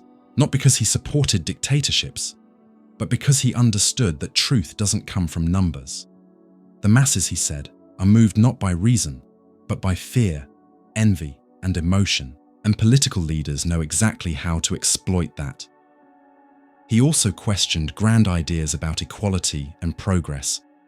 For Schopenhauer, there's no real progress without moral and intellectual growth in the individual. And that kind of growth doesn't come from laws or reforms, but from reflection, clarity, and compassion. When he looked at the world of politics, Schopenhauer saw a stage, a performance of appearances, speeches, and hidden agendas. Meanwhile, the most urgent issues of life, human suffering, impermanence, endless desire, continue to be ignored. That's why he placed philosophy above politics, because only philosophy dares to face reality without hiding behind promises. It doesn't offer external fixes. It offers deeper insight into the human condition, and that insight starts by accepting that no matter how much we want a fair, balanced, rational world, we are still creatures who desire, compete, fight, and deceive. Politics might soften that, but it can't cure it. If there is any cure, it has to come from awakened awareness, from a quiet kind of ethics, built far from the spotlight, from a life that seeks truth, even when it's hard to accept. So, for Schopenhauer, the true thinker doesn't get caught up in political hype. He watches, he reflects, he keeps some distance, and chooses to invest his energy not in trying to fix the world, but in understanding the self. If that way of seeing the world speaks to you, subscribe to the channel. Here, philosophy is free. No labels, no filters, just raw thought for those who want to see beyond the surface. Among the many topics Arthur Schopenhauer explored, one of the most controversial and rightfully criticized is his view on women.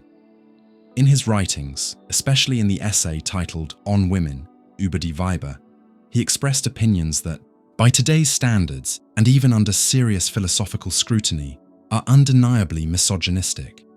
Schopenhauer didn't see women as intellectual or spiritual equals to men. He described them as beings driven by more basic instincts, with limited intelligence, whose main roles were reproduction and the preservation of the species, not philosophical or contemplative life. According to him, women were, by nature, destined for obedience, and incapable of achieving the great works of the spirit. These weren't just offhand remarks. They were a coherent part of his thinking, where he tried, philosophically, to justify the idea of female inferiority. And understandably, this has drawn, and continues to draw, strong criticism. So how do we make sense of this side of a philosopher known for such depth in other areas? How do we deal with a body of work marked by both brilliance and blatant prejudice? First, let's be clear. Schopenhauer was wrong. His ideas about women don't hold up to any serious analysis grounded in justice, dignity, or equality. They weren't just a product of his time. They were also shaped by his personal experiences, resentments, and a narrow view of the other. But that doesn't mean we should erase his philosophy. It means we should confront it critically, because philosophy, more than any other field, demands clarity when it comes to truth, even when that truth includes recognizing the failures of its greatest thinkers. Schopenhauer's views on women are a clear example of how a mind can be brilliant in some areas and deeply flawed in others. And that flaw needs to be examined not just as a mistake, but as a philosophical symptom, the failure of reason when it's clouded by bias. It's ironic, because Schopenhauer was a fierce critic of vanity, pride, and illusion. But when it came to women, he himself fell into the very traps he warned against: shallow judgment, broad generalizations, and a lack of empathy. He didn't see women as individuals capable of intellectual or spiritual growth, only as tools of the will, meant for reproduction and domestic care. To him, women belong to the world of appearance, not the world of philosophical contemplation. But this view is at odds with one of the central ideas in his own philosophy: compassion as the foundation of morality. If all sentient beings are expressions of the same will, and if the suffering of another is ultimately our own, then why didn't that compassion extend fully to women? Why deny them the same dignity he recognized even in animals? The answer may lie in the fact that, despite developing a philosophy rooted in shared suffering and ethical awareness, his personal and cultural prejudices distorted his application of those principles. And that teaches us something important. Even the greatest philosophers are not immune to the limits of their upbringing, personal wounds, or blind spots. It's well documented that Schopenhauer had difficult relationships with women throughout his life. His mother, Johanna Schopenhauer, was a successful and socially influential writer with whom he had a strained and distant relationship. His romantic experiences were also marked by disappointment and frustration, and it's not far-fetched to say these experiences shaped and warped his view of the feminine. Unlike how he approached other topics like time, suffering, art, and the will, Schopenhauer didn't treat the feminine with any real philosophical depth. He judged, he labeled, he reduced, and this is where his philosophy falls short, not just morally, but conceptually. Still, that shortcoming teaches us something valuable. Philosophy is always a work in progress.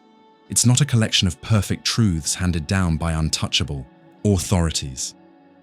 It's a living critical dialogue, one that must stay alert to its own flaws and biases. Schopenhauer gave us profound insights into metaphysics, aesthetics, and ethics. But when it comes to women, he also gave us a clear example of what happens when a thinker stops listening and gives in to bitter judgment.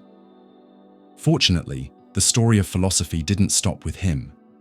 It's been, and continues to be, rewritten and expanded by voices that challenge and correct that narrow view. Women like Simone de Beauvoir, Hannah Arendt, Judith Butler, and many others have brought vital contributions to a richer, more inclusive, and more just philosophy.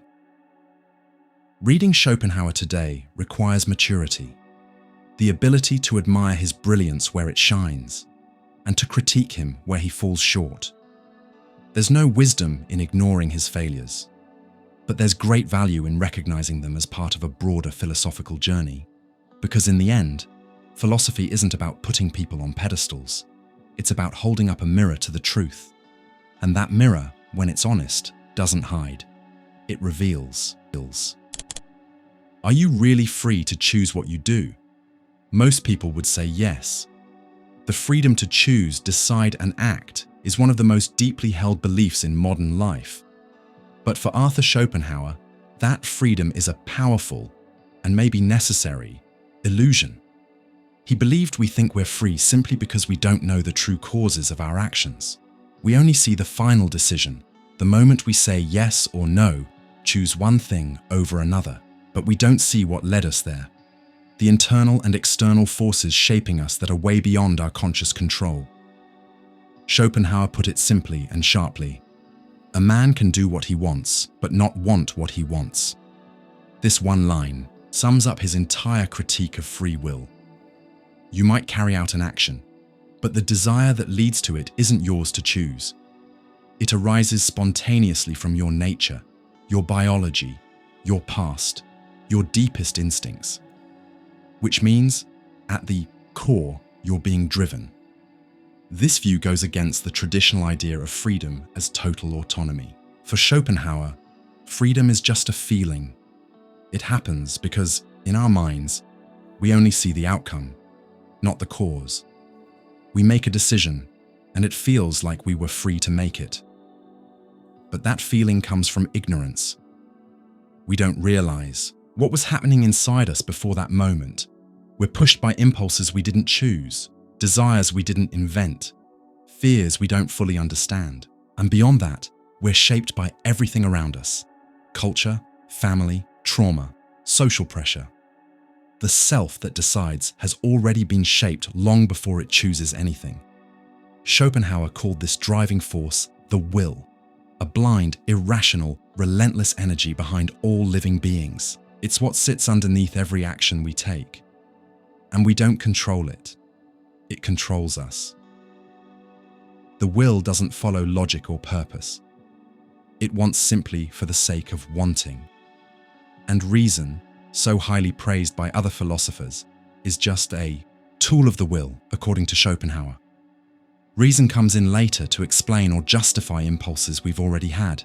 It doesn't create them. So the idea of free will falls apart. Not because we're robots, but because the real center of decision-making isn't where we think it is. This might sound uncomfortable. After all, we want to believe we're in control of our lives. But Schopenhauer isn't saying this to make us feel powerless. He's saying it to wake us up.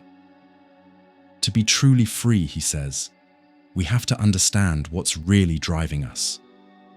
Freedom, then, isn't doing whatever we want. It's understanding, why we want what we want. And that takes self-knowledge. It takes brutal honesty, the kind that asks, where is this desire coming from? Is this choice really mine? Or was I led here by something I don't fully understand? Schopenhauer didn't believe in total freedom, but he did believe in something deeper, clarity. And even if clarity doesn't free us from the will, it helps us see it. And that awareness is already a kind of freedom, maybe the most important kind. He also spoke of a different kind of freedom, not in what we do, but in what we are. A kind of metaphysical freedom that might exist beyond time and space, at the deepest level of reality. But that freedom, he said, isn't something we can experience in everyday life. In our daily reality, we live as determined beings, driven by internal laws we didn't choose. This idea also reshapes how we see ethics. It invites us to understand human behavior with more humility and maybe more compassion. Because if most of what we do comes from forces we can't control, maybe we should judge a little less and understand a little more. But don't get it wrong. Denying free will doesn't mean we excuse everything or abandon responsibility. It means we rethink how we understand blame, punishment, and praise. It means realizing that what looks like a conscious choice might actually be the end of a long chain of invisible causes. Schopenhauer invites us to give up the illusion of total autonomy and face a more honest, if darker, view of human nature. We're not fully in charge. Most of the time, we're being pulled by wants, fears, and needs we don't fully see. But that understanding doesn't have to make us give up. It can inspire us to stay alert, to reflect, to explore the inner mechanics of our minds, and maybe, just maybe, help us act a little wiser, even within the limits of our so-called freedom. Schopenhauer didn't believe in complete freedom, but he believed that, by recognizing what shapes us, we could live with more awareness, more compassion, and paradoxically, with more authenticity. The one who's right doesn't always win a debate, and the one who wins isn't always right. That's the sharp observation Arthur Schopenhauer brings in his essay, The Art of Being Right, where he exposes, with irony and clarity, the tactics people use to look like they've won an argument, even when they're completely wrong. But here's the thing. Schopenhauer didn't write this as a cheat sheet for manipulative debaters. He wrote it as a critique, a warning against empty rhetoric, twisted logic, and the kind of debates where looking smart matters more than actually being right. For him, there's a big difference between seeking truth and trying to win. The first is a philosophical pursuit. The second is a power game. And what he reveals in this bold little text is how dirty that game can be, especially in the very places where deep thinking is supposed to live. In this essay, Schopenhauer lists 38 strategies people use to win arguments, not through reason, but by manipulating words, emotions, and perceptions. Some of these tactics include changing the subject to throw your opponent off, twisting their words into something easier to attack, the classic strawman move, using emotional language to throw someone off balance or win over the audience, name-dropping famous thinkers to make a weak point sound strong, what he calls shortcut scholarship. And with biting sarcasm he writes, "To dispute is to want to be right, not to seek the truth." The real issue, he says, is that this behavior isn't just found among the uneducated. It shows up in universities, courtrooms, churches, newspapers, anywhere people talk and argue. Why? Because the need to win almost always beats the desire to understand. To Schopenhauer, this is one of the biggest problems in how we think. The Art of Being Right is a warning about what happens when we use intelligence not to uncover the truth, but to feed our egos. He's not against debate itself. On the contrary, he sees honest dialogue as one of the best tools for learning, but only when the goal is truth, not dominance. That's why he warns. If you're debating someone who just wants to win, not learn, you're not having a conversation. You're walking into a trap. And in that kind of fight, reason turns into performance. This essay feels more relevant than ever. Look around at social media, cable news, political debates. What usually wins? Clarity and good faith. Or language used to impress, distract, and dominate. Schopenhauer reminds us that reason, when used dishonestly, becomes a weapon against truth, and that a true philosopher, a true thinker, doesn't argue to win. They argue to grow. He invites us to develop intellectual humility, to accept that sometimes the other person might be right, that changing your mind when faced with a solid argument is a sign of strength, not weakness. But to do that, we have to drop our pride. We have to let go of needing to always be right, because when reason is driven only by ego, it stops being reason at all.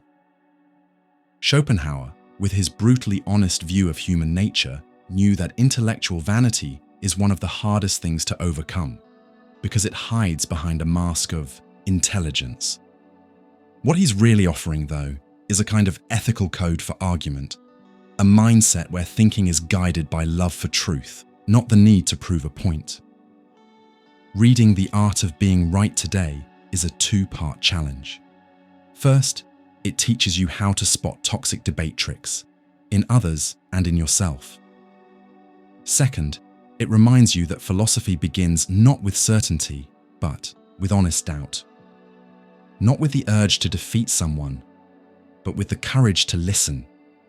In a world full of noise, Schopenhauer asks us for something rare, the inner silence it takes to think with integrity, and the humility to accept that sometimes being right matters less than being honest.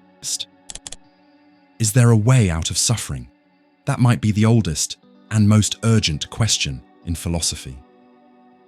For Arthur Schopenhauer, the answer isn't found in achievement or pleasure or the fulfillment of our desires, but in their denial. Life, according to him, is driven by the will, an irrational, blind, and restless force that pushes us to want, to chase, to crave more and more. And that's exactly why we suffer, because to desire is to feel lack. And even when we get what we want, the relief is short-lived. A new desire quickly takes its place, and the cycle starts all over again. To desire is to suffer. That's the foundation of his philosophy. Life isn't a steady path toward happiness. It's an endless loop of dissatisfaction, and the only real way to break free from it, Schopenhauer says, is to renounce the will. This isn't a moral gesture or a shallow refusal. It's a deep existential shift, letting go of wanting, quieting our impulses, and stepping off the constant treadmill of craving. It's the path of asceticism, a life of simplicity, contemplation, and detachment, not as punishment, but as liberation. This idea echoes the wisdom of Eastern traditions, especially Buddhism. Just as Buddha taught that suffering comes from desire, Schopenhauer believed true relief only comes when we stop wanting. Renunciation, in this view, isn't loss. It's quiet freedom. But how is that even possible?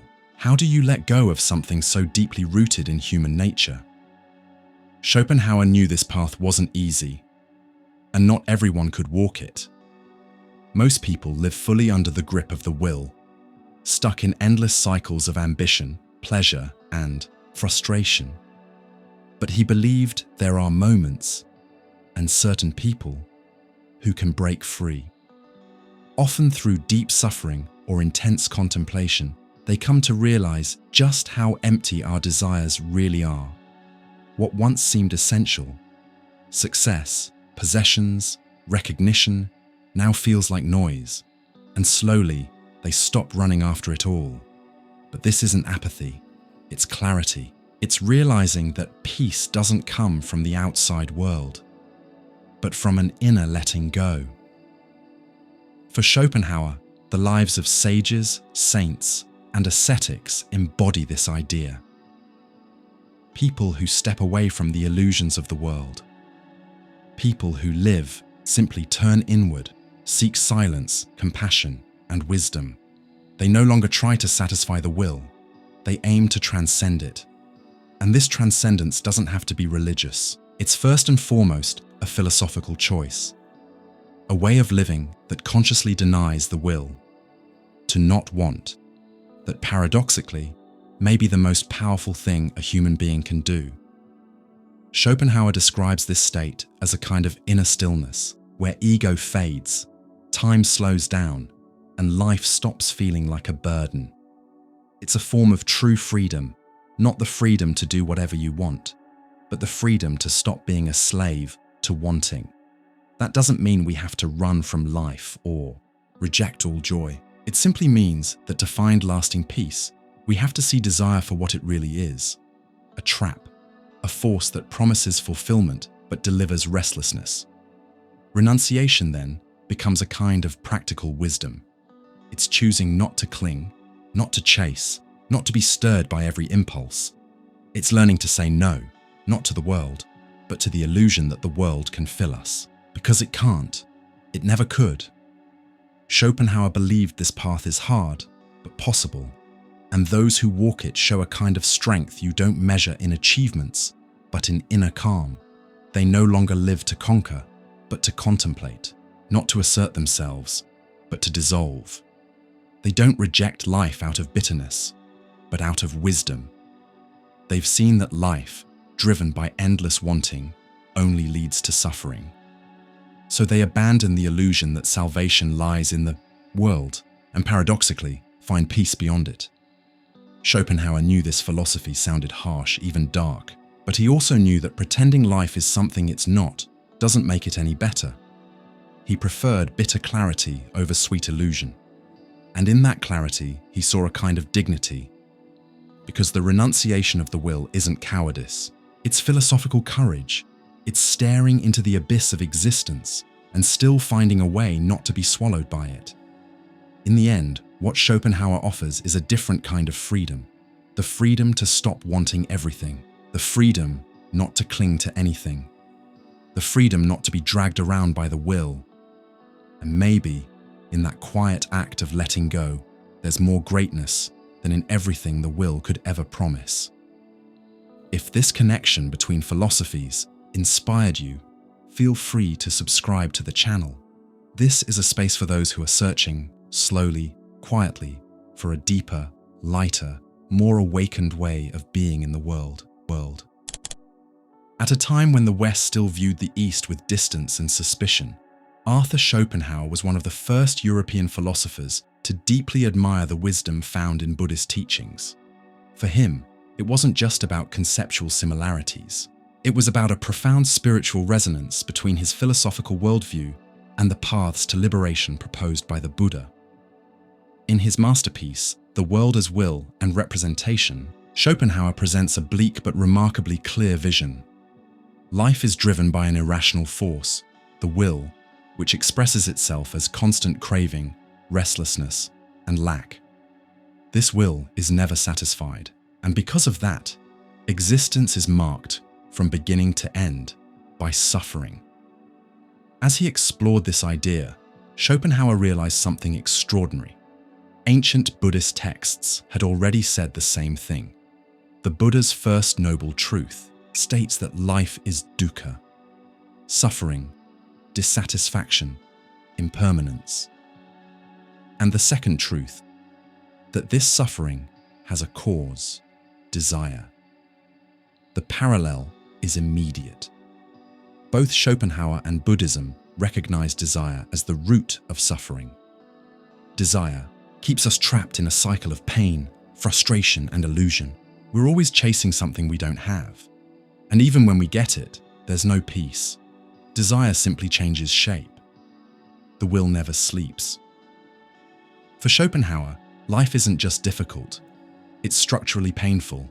And that matters. He's not saying suffering is an accident or something we could avoid if we just lived better. No, like in Buddhism, suffering is built into the very nature of being alive. So what does that mean? It means there's no real salvation in material things, or pleasure, or social success. At best, the world gives us temporary relief. But underneath it all remains the same cycle of seeking and disappointment. Like Buddhism, Schopenhauer believed there was a way to stop that cycle. Not through gaining more, but through wanting less. Not through pleasure, but through renunciation, contemplation, and the rejection of craving. In Buddhism, This is known as nirvana, the extinguishing of the flame of desire, the end of attachment, the quieting of the ego. And in Schopenhauer's work, we find the same path, the ascetic ideal, the renunciation of the will, inner stillness, not as an escape, but as the only path to true peace. This connection between the two traditions isn't superficial. Schopenhauer read Sanskrit texts translated into Latin and studied Indian religions with a level of interest rare among 19th century European thinkers. He was one of the first to clearly say that Eastern religions understood the nature of suffering more deeply than Christianity did. While Western Christianity tends to promise future salvation, eternal life, or divine reward, Buddhism and Schopenhauer's philosophy doesn't offer easy comfort. It offers clarity, and it proposes a path that demands silence, surrender, and deep reflection. To Schopenhauer, figures like the Buddha or Hindu sages were true philosophers of existence, people who saw suffering not as a problem to avoid, but as the central truth of human life. This was revolutionary. In a Europe still obsessed with progress, science, and reason as humanity's saviors, Schopenhauer said, "Suffering will remain, as long as we're trapped in desire." That's why he didn't see philosophy as an academic or theoretical exercise. He saw it as a tool for inner liberation, a way to understand pain, and from that understanding, to rise above attachment. His closeness to Buddhism also shows in his emphasis on detachment. For Schopenhauer, just like for Buddhist monks, real freedom isn't about having more. It's about needing less. The free person isn't the one who dominates the world, but the one who isn't ruled by craving. Another shared value is compassion. In Buddhism, compassion is the heart of spiritual life, recognizing others' pain as your own and acting to ease it. Schopenhauer also saw compassion as the foundation of true morality. Because only when we see suffering as universal can we act ethically, not out of duty, but from genuine feeling. So when Schopenhauer looked to Eastern religions, it wasn't out of exotic curiosity. He found real answers to life's hardest questions. He found a philosophy of suffering that didn't flinch from the truth. And more importantly, he found a possible path to freedom. Of course, Schopenhauer didn't become a Buddhist. He remained a European philosopher with his own language and frameworks. But he had the courage to admit that outside the West, there was wisdom bright enough to shine a light on even the darkest parts of life. And in doing so, he opened doors. He showed that philosophy has no borders, and that truth, wherever it lives, deserves to be acknowledged, even when it comes from traditions many would rather ignore. In the end, both Buddhism and Schopenhauer remind us of a powerful truth. Suffering is inevitable, but attachment to desire isn't. And it's in that space, between craving and letting go, that true freedom begins. What is philosophy? For many, it's a noble and rigorous discipline, cultivated inside universities by highly qualified experts. But for Arthur Schopenhauer, that image was a silent betrayal. He believed that philosophy hiding behind titles, formalities, and technical debates had lost its real purpose: to understand the human condition, to face suffering, and to seek truth, not for intellectual vanity, but out of existential need. Schopenhauer was one of the fiercest critics of institutional academic philosophy. He saw it as a corrupt system where the sincere search for wisdom had been replaced by careers, vanity, competition for status, and increasingly inaccessible language. To him, the true philosopher wasn't the one who stood out at conferences or published papers to please dissertation committees. It was the one who, in silence, faced the anguish of existence with courage and clarity, the one who wrote not to impress, but to transform. University philosophy, lecture hall philosophy, is not real philosophy, Schopenhauer once wrote with unmistakable contempt. His criticism ran deep. He believed that within universities, philosophy had become a game of intellectual vanity. Professors taught systems of thought like technical manuals. They debated concepts, terminology, schools of thought, but rarely address the big questions of life. Why do we suffer? What is death?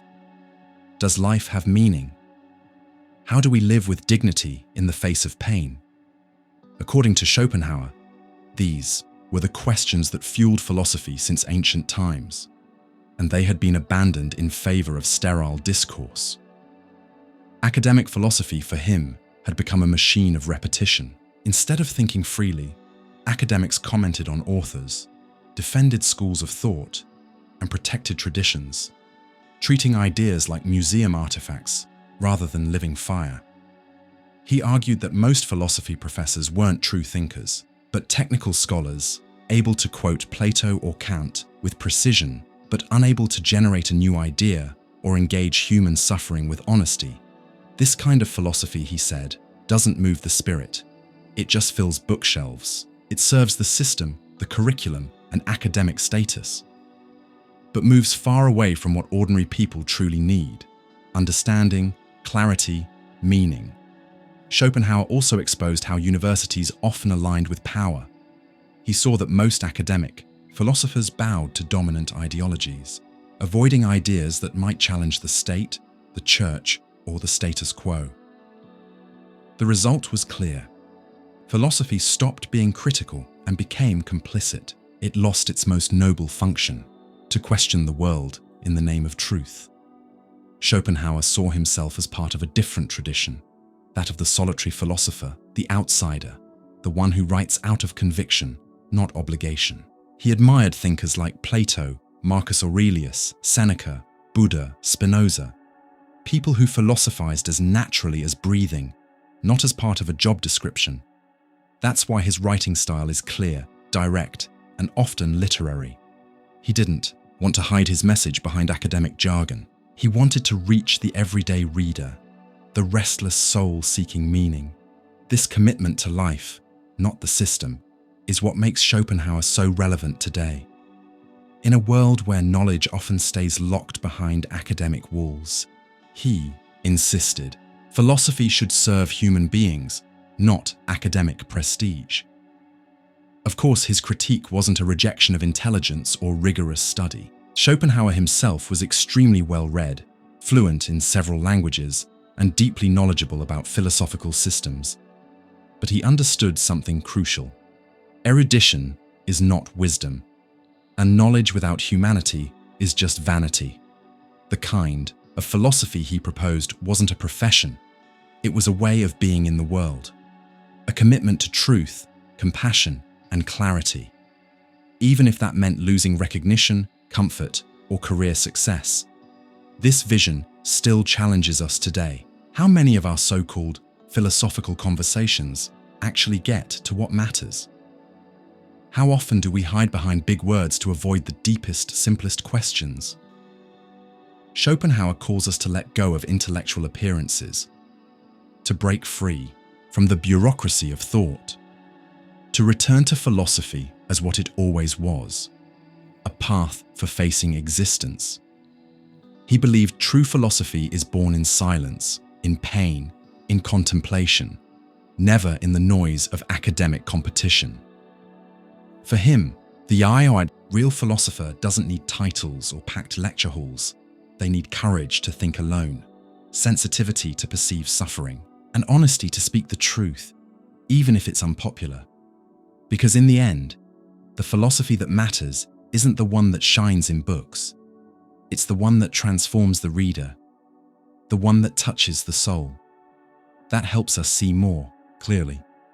And that invites us, above all, to live more truthfully. We like to believe our mind is in charge, that our intellect governs us, that we think freely and make decisions based on reason. But Arthur Schopenhauer breaks this illusion with a blunt and unsettling statement. The intellect is not the master, it's the servant. In Schopenhauer's view of reality, the will holds center stage. It's the deep essence of existence, an irrational, unconscious, never satisfied force.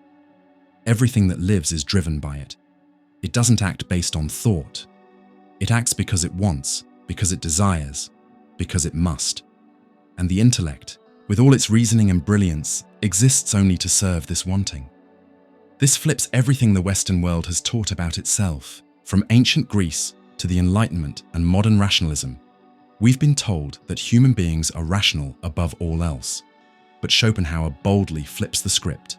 Reason doesn't lead, it follows. He believed the intellect didn't evolve to discover timeless truths, but to help the will get what it wants. It's a tool for survival, for adaptation, for execution. The mind reasons, calculates, plans, but all of it in service to deep, blind impulses. The intellect is the servant of the will, he wrote. That means we think in order to get what we want, not because we're honestly searching for truth. Reason isn't neutral, it's biased. It builds arguments, justifies actions, creates strategies, all to satisfy desires we didn't consciously choose. Schopenhauer uses a striking image. The mind is like a torch being carried by the hand of the will. It only lights the path the will wants to follow. This completely changes how we think about freedom. We believe we think, then act.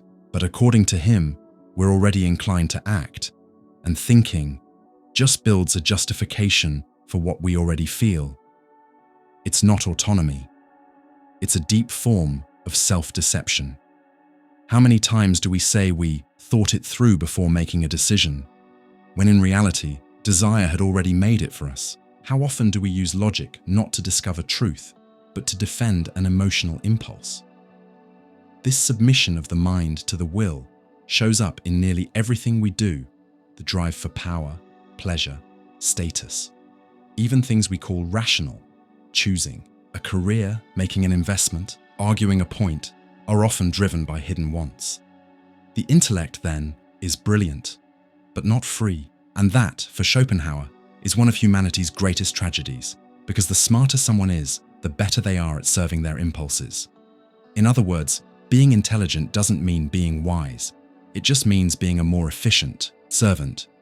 This idea helps explain why history is full of brilliant minds who used their intellect to justify war, domination, cruelty, and selfishness. Intelligence, without moral clarity, is just a sharper weapon in the hands of the will.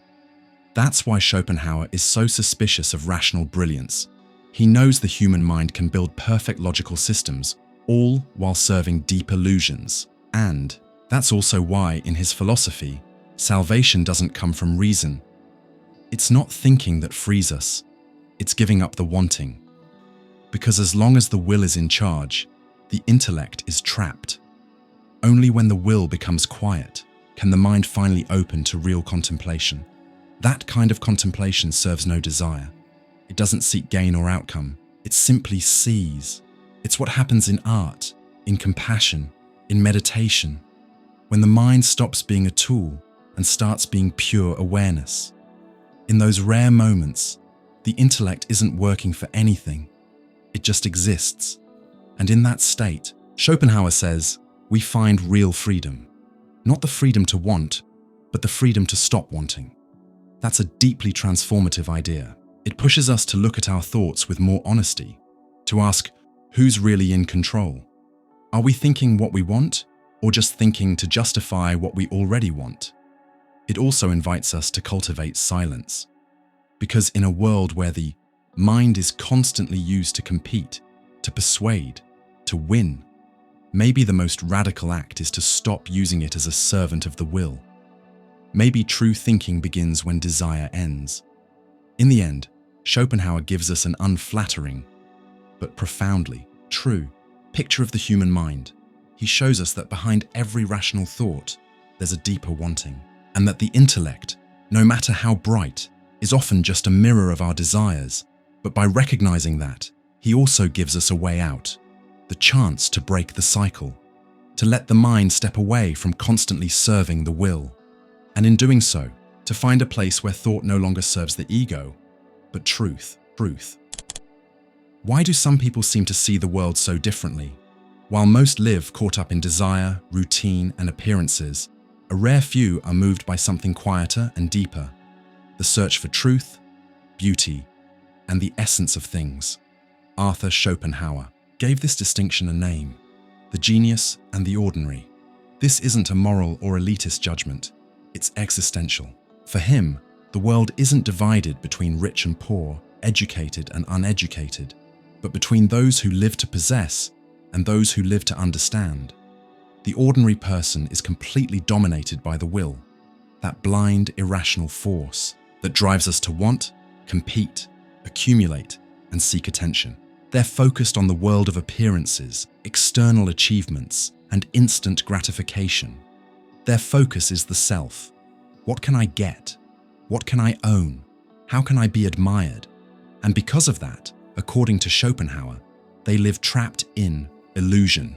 This kind of life is noisy, restless, always chasing something just out of reach. It's a life filled with comparison, repeated frustration, shallow distractions.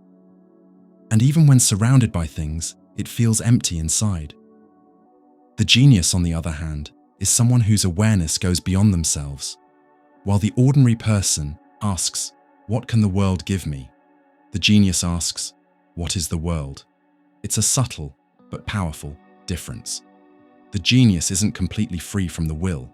Of course, they still have desires. They're human. But there's something in their soul that breaks free. A rare ability to observe the world without needing to own it or use it. They don't look at things through a lens of utility, but with a purely aesthetic, philosophical gaze. That's why Schopenhauer said the genius moves through life like a foreigner. They don't fit easily into the rhythms of society. They don't share common ambitions or feel fulfilled by what satisfies most people. They see more, and because of that, they suffer more. But they also love more. They love what's true, eternal, and essential. They love beauty, not as decoration, but as a glimpse of something beyond the surface. The genius is the artist, the poet, the philosopher, the solitary thinker who doesn't live for social approval, but to give form to what they feel deep within. And this form isn't forced. It flows. Because the genius, in Schopenhauer's view, is an opening, a window through which truth can enter the world. That's why he didn't measure genius by diplomas or awards, but by intensity of vision. The genius sees where others just pass by. They feel where others only react. They reflect where others just repeat. And because of that, they're often misunderstood. Their language, their sensitivity, their priorities don't fit into the world's logic. A society obsessed with success, utility, and fitting in tends to reject or ignore the genius. And the genius, in turn, feels out of place, lonely, even cursed by a clarity no one wants to have. But Schopenhauer saw a kind of nobility in that solitude. He believed the genius, even when misunderstood, carries a rare dignity, because they don't live for themselves. They live to reveal what's hidden. Their life, even when painful, is a gift to truth. The difference between the ordinary and the genius is not social status, it's inner direction. Both are human. Both suffer. Both make mistakes. But one looks outward to assert themselves. The other looks inward to understand. The ordinary person might be brilliant in their profession, as a politician, a business person, a technician, but they use their intelligence as a tool of the will. They think to conquer, argue to win, study to climb. Everything is in service of the ego. The genius, by contrast, forgets themselves. They think because they can't help it. They create because they must. Their work doesn't aim at the world. It aims at the truth. This selfless pursuit is what makes the genius, for Schopenhauer, almost sacred. Where the ordinary repeats, they innovate. Where the ordinary consumes, they contemplate. Where the ordinary seeks control, they bow to mystery. Schopenhauer knew very few reach this state, but he believed the world needs those few, not because they're better, but because they remind us that life is more than desire. They show us that life isn't just cycles of impulse. It's also silence, depth, and beauty. They remind us that there's something in us that doesn't want anything. It just wants to see, to feel, to understand. And in that rare moment, when wanting stops, we touch something real. In that moment, the genius and the ordinary meet.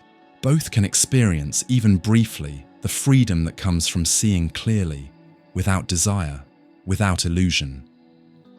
Schopenhauer didn't condemn the ordinary person.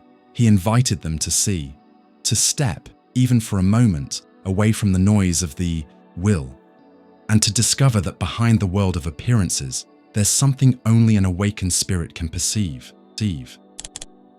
There's a kind of pain that most people don't recognize as pain. It doesn't scream, it doesn't bleed, and it doesn't cause panic, but it quietly eats away at us. That pain is boredom. And for Arthur Schopenhauer, boredom reveals something deep and unsettling about the nature of human existence. In his philosophical view, boredom isn't a neutral state. It's not just the absence of stimulation. On the contrary, it's a symptom, a clear expression of the will, that blind, irrational, never-ending force at the root of all life. Boredom shows up when, for a moment, the will has nothing to latch onto. And what happens when we're not wanting anything? We don't feel peace, we feel emptiness. For Schopenhauer, life swings between two kinds of pain: the pain of lacking, when we want something we don't have, and the pain of boredom, when we've gotten what we wanted, but there's nothing left to desire. It's like a pendulum, swinging back and forth, never finding rest. Life swings like a pendulum, between pain and boredom, Schopenhauer wrote. That single line sums up his view of the human condition. We spend our lives wanting. We suffer when we don't have. But when we finally do have, we don't feel fulfilled. We feel bored. So boredom isn't the absence of suffering. It's just suffering in another form, a subtle, existential pain that reveals the restlessness built into being alive. Why can't we just be at peace when nothing's missing? Why is the silence of having no desires so hard to sit with? Schopenhauer explains, because the will never rests. By nature, it's restless and unsatisfied. Even when everything seems okay, it keeps searching for something, anything, to want. And when it can't find anything, it turns into boredom. That's when we realize a brutal truth. We don't know what to do with ourselves when there's nothing to chase. Boredom, then, isn't a circumstantial problem. It's a structural one. We don't feel bored because we lack options. We feel bored because, deep down, we can't just exist in the present without a goal, without tension, without a target. That's why silence, solitude, and simplicity are so hard for so many people. Because in those moments, the will goes unfed. And when it's starving, it doesn't cry out with obvious pain. It groans in quiet agony. It's also why we seek out constant distractions. We fill every gap with noise, screens, sounds, tasks, projects. It's not laziness, it's fear of the void. Boredom exposes that dependency, our inability to simply be. Schopenhauer saw it as a kind of metaphysical condemnation. As long as we're ruled by the will, the endless desire for more, we'll never truly find peace, not in pleasure, not in success, not even in apparent calm, because even peace becomes unbearable when we don't know how to sit in silence. So boredom is the mirror of our inner restlessness. It shows that getting rid of active pain isn't enough to find serenity. We have to go further. We have to break the cycle of wanting altogether. But how? For Schopenhauer, there's only one real way: the renunciation of the will. A deep shift into detachment, contemplation, and inner quiet. True peace comes when we stop compulsively trying to fill existence with meaning through desire. That doesn't mean living a dull or emotionless life.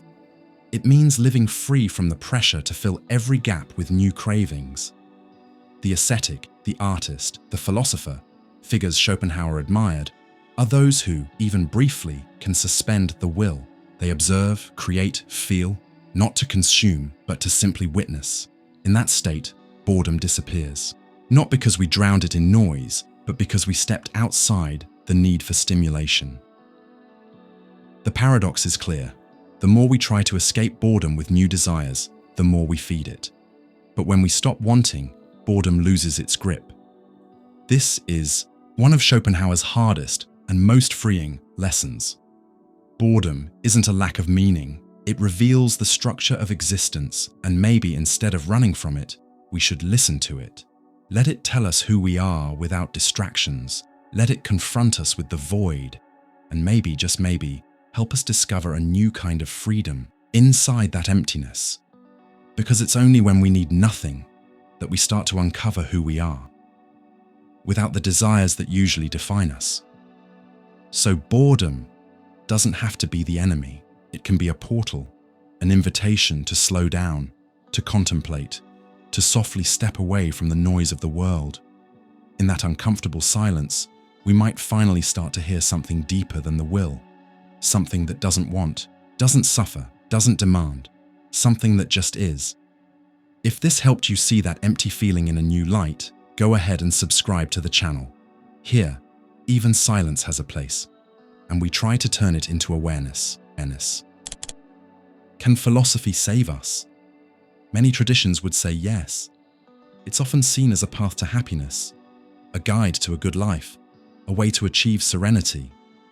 But for Arthur Schopenhauer, that expectation is an illusion. Philosophy doesn't promise salvation. What it offers, and that's already a lot, is clarity. But not a comforting, optimistic, or triumphant kind of clarity. It's a tragic clarity. A clear-eyed awareness of what life really is. A chain of desires, frustrations, pain, and loss. Interrupted only by brief moments of relief that quickly fade away. According to Schopenhauer, existence has no higher purpose. There is no final meaning, no divine plan, no guaranteed redemption. There is only the will, that blind, irrational force that drives all beings to want, to crave, to struggle, to suffer. And humans, with our deep awareness, suffer more than any other creature, precisely because we understand how pointless it all is. It's in this bleak landscape that philosophy emerges, not to comfort us, but to wake us up. For Schopenhauer, philosophical clarity is the act of staring into the abyss and not looking away. It's seeing suffering for what it is, knowing the world wasn't made to satisfy us, and still choosing to live with dignity. That's the tragic strength of philosophy. It doesn't deny pain. It doesn't explain it away with dogma or cover it up with feel-good promises. It confronts it head-on, and in doing so, it gives human life a kind of inner nobility that nothing else can. Life is suffering, and its quiet contemplation is what remains for the wise, Schopenhauer wrote. That kind of serenity isn't apathy, it's maturity. It's the understanding that we can't change the structure of existence, but we can change our attitude toward it. When practiced seriously, philosophy helps us develop that attitude. It pulls us out of our spiritual childhood, where everything needs to have meaning, where we expect rewards, where we chase eternal answers, and brings us into a deeper awareness that living with clarity is better than living with illusions. But this kind of clarity comes at a cost. It hurts. It shatters our certainties. It takes away the comfort of easy beliefs. It leaves us face to face with reality, no filters. And yet, paradoxically, in that raw honesty, we discover freedom. Because when we stop demanding that life provide answers or rewards, we begin to live with a kind of tragic lightness. We know everything passes, everything is temporary, suffering is inevitable, and because of that, every moment matters. Philosophy as tragic clarity teaches us how to live without illusions, but with intensity, to value the simple things, to cultivate silence, to practice compassion, to see others as just as fragile, just as exposed to the absurd as we are. For Schopenhauer, the true philosopher isn't the one with all the answers. It's the one who has accepted the absence of ultimate meaning and still chooses to live truthfully. The one who traded the comfort of belief for the courage to see clearly. The one who doesn't run from pain, but doesn't make a show of it either. That mindset gives us something rare, dignity, Because even in a world with no guarantees, no promises, no redemption, the way we choose to live still matters. It doesn't matter to the universe or to history. It matters to us. It matters because it's all we really have. So philosophy becomes an act of inner resistance, a gesture of clarity in the middle of the noise, a way of saying, I see the absurd and still choose to act with compassion, think deeply, and live with serenity. Schopenhauer knew this kind of philosophy wasn't for everyone. It requires courage, silence, and introspection. It asks us to face the truth without needing distractions or comforting beliefs. But for those willing to accept this challenge, philosophy becomes more than a theory. It becomes a way of living, a way of being in the world with open eyes and an honest heart. These are the philosophers Schopenhauer admired, not the ones celebrated at universities or followed by crowds, but the ones who live quietly, in alignment with the truths they've come to understand. Tragic clarity doesn't promise happiness, but it offers something more real, inner peace, a peace that comes not from the absence of pain, but from a mature acceptance of life as it is, and the conscious choice to live with clarity anyway. In the end, philosophy doesn't erase the darkness of existence, but it lights a candle, and that small flame, fragile, solitary, persistent, is what helps us move through the night with dignity. If you've made it this far, thank you, truly. Philosophy, especially when it dives deep into the pain and clarity of existence like Schopenhauer does, isn't always easy to hear, and it's even harder to fully take in. But if something in this touched you, sparked reflection, or stirred a quiet question inside you, then it's already done its job. This channel exists for that exact purpose: to think deeply, to feel bravely, and to have honest conversations. If this kind of content resonates with you, I invite you, subscribe to the channel and keep walking this philosophical journey with us. Hit the like button if this video made sense to you. Share your thoughts in the comments. Your perspective, your questions, your experiences really do matter. And if you feel this content could help someone see the world a little more clearly, share it. That's another way to spread reflection. And of course, don't leave just yet. There's more waiting for you here on the channel. Each video is an invitation to go a little deeper, calmly, respectfully, and with meaning. I'll see you in the next one.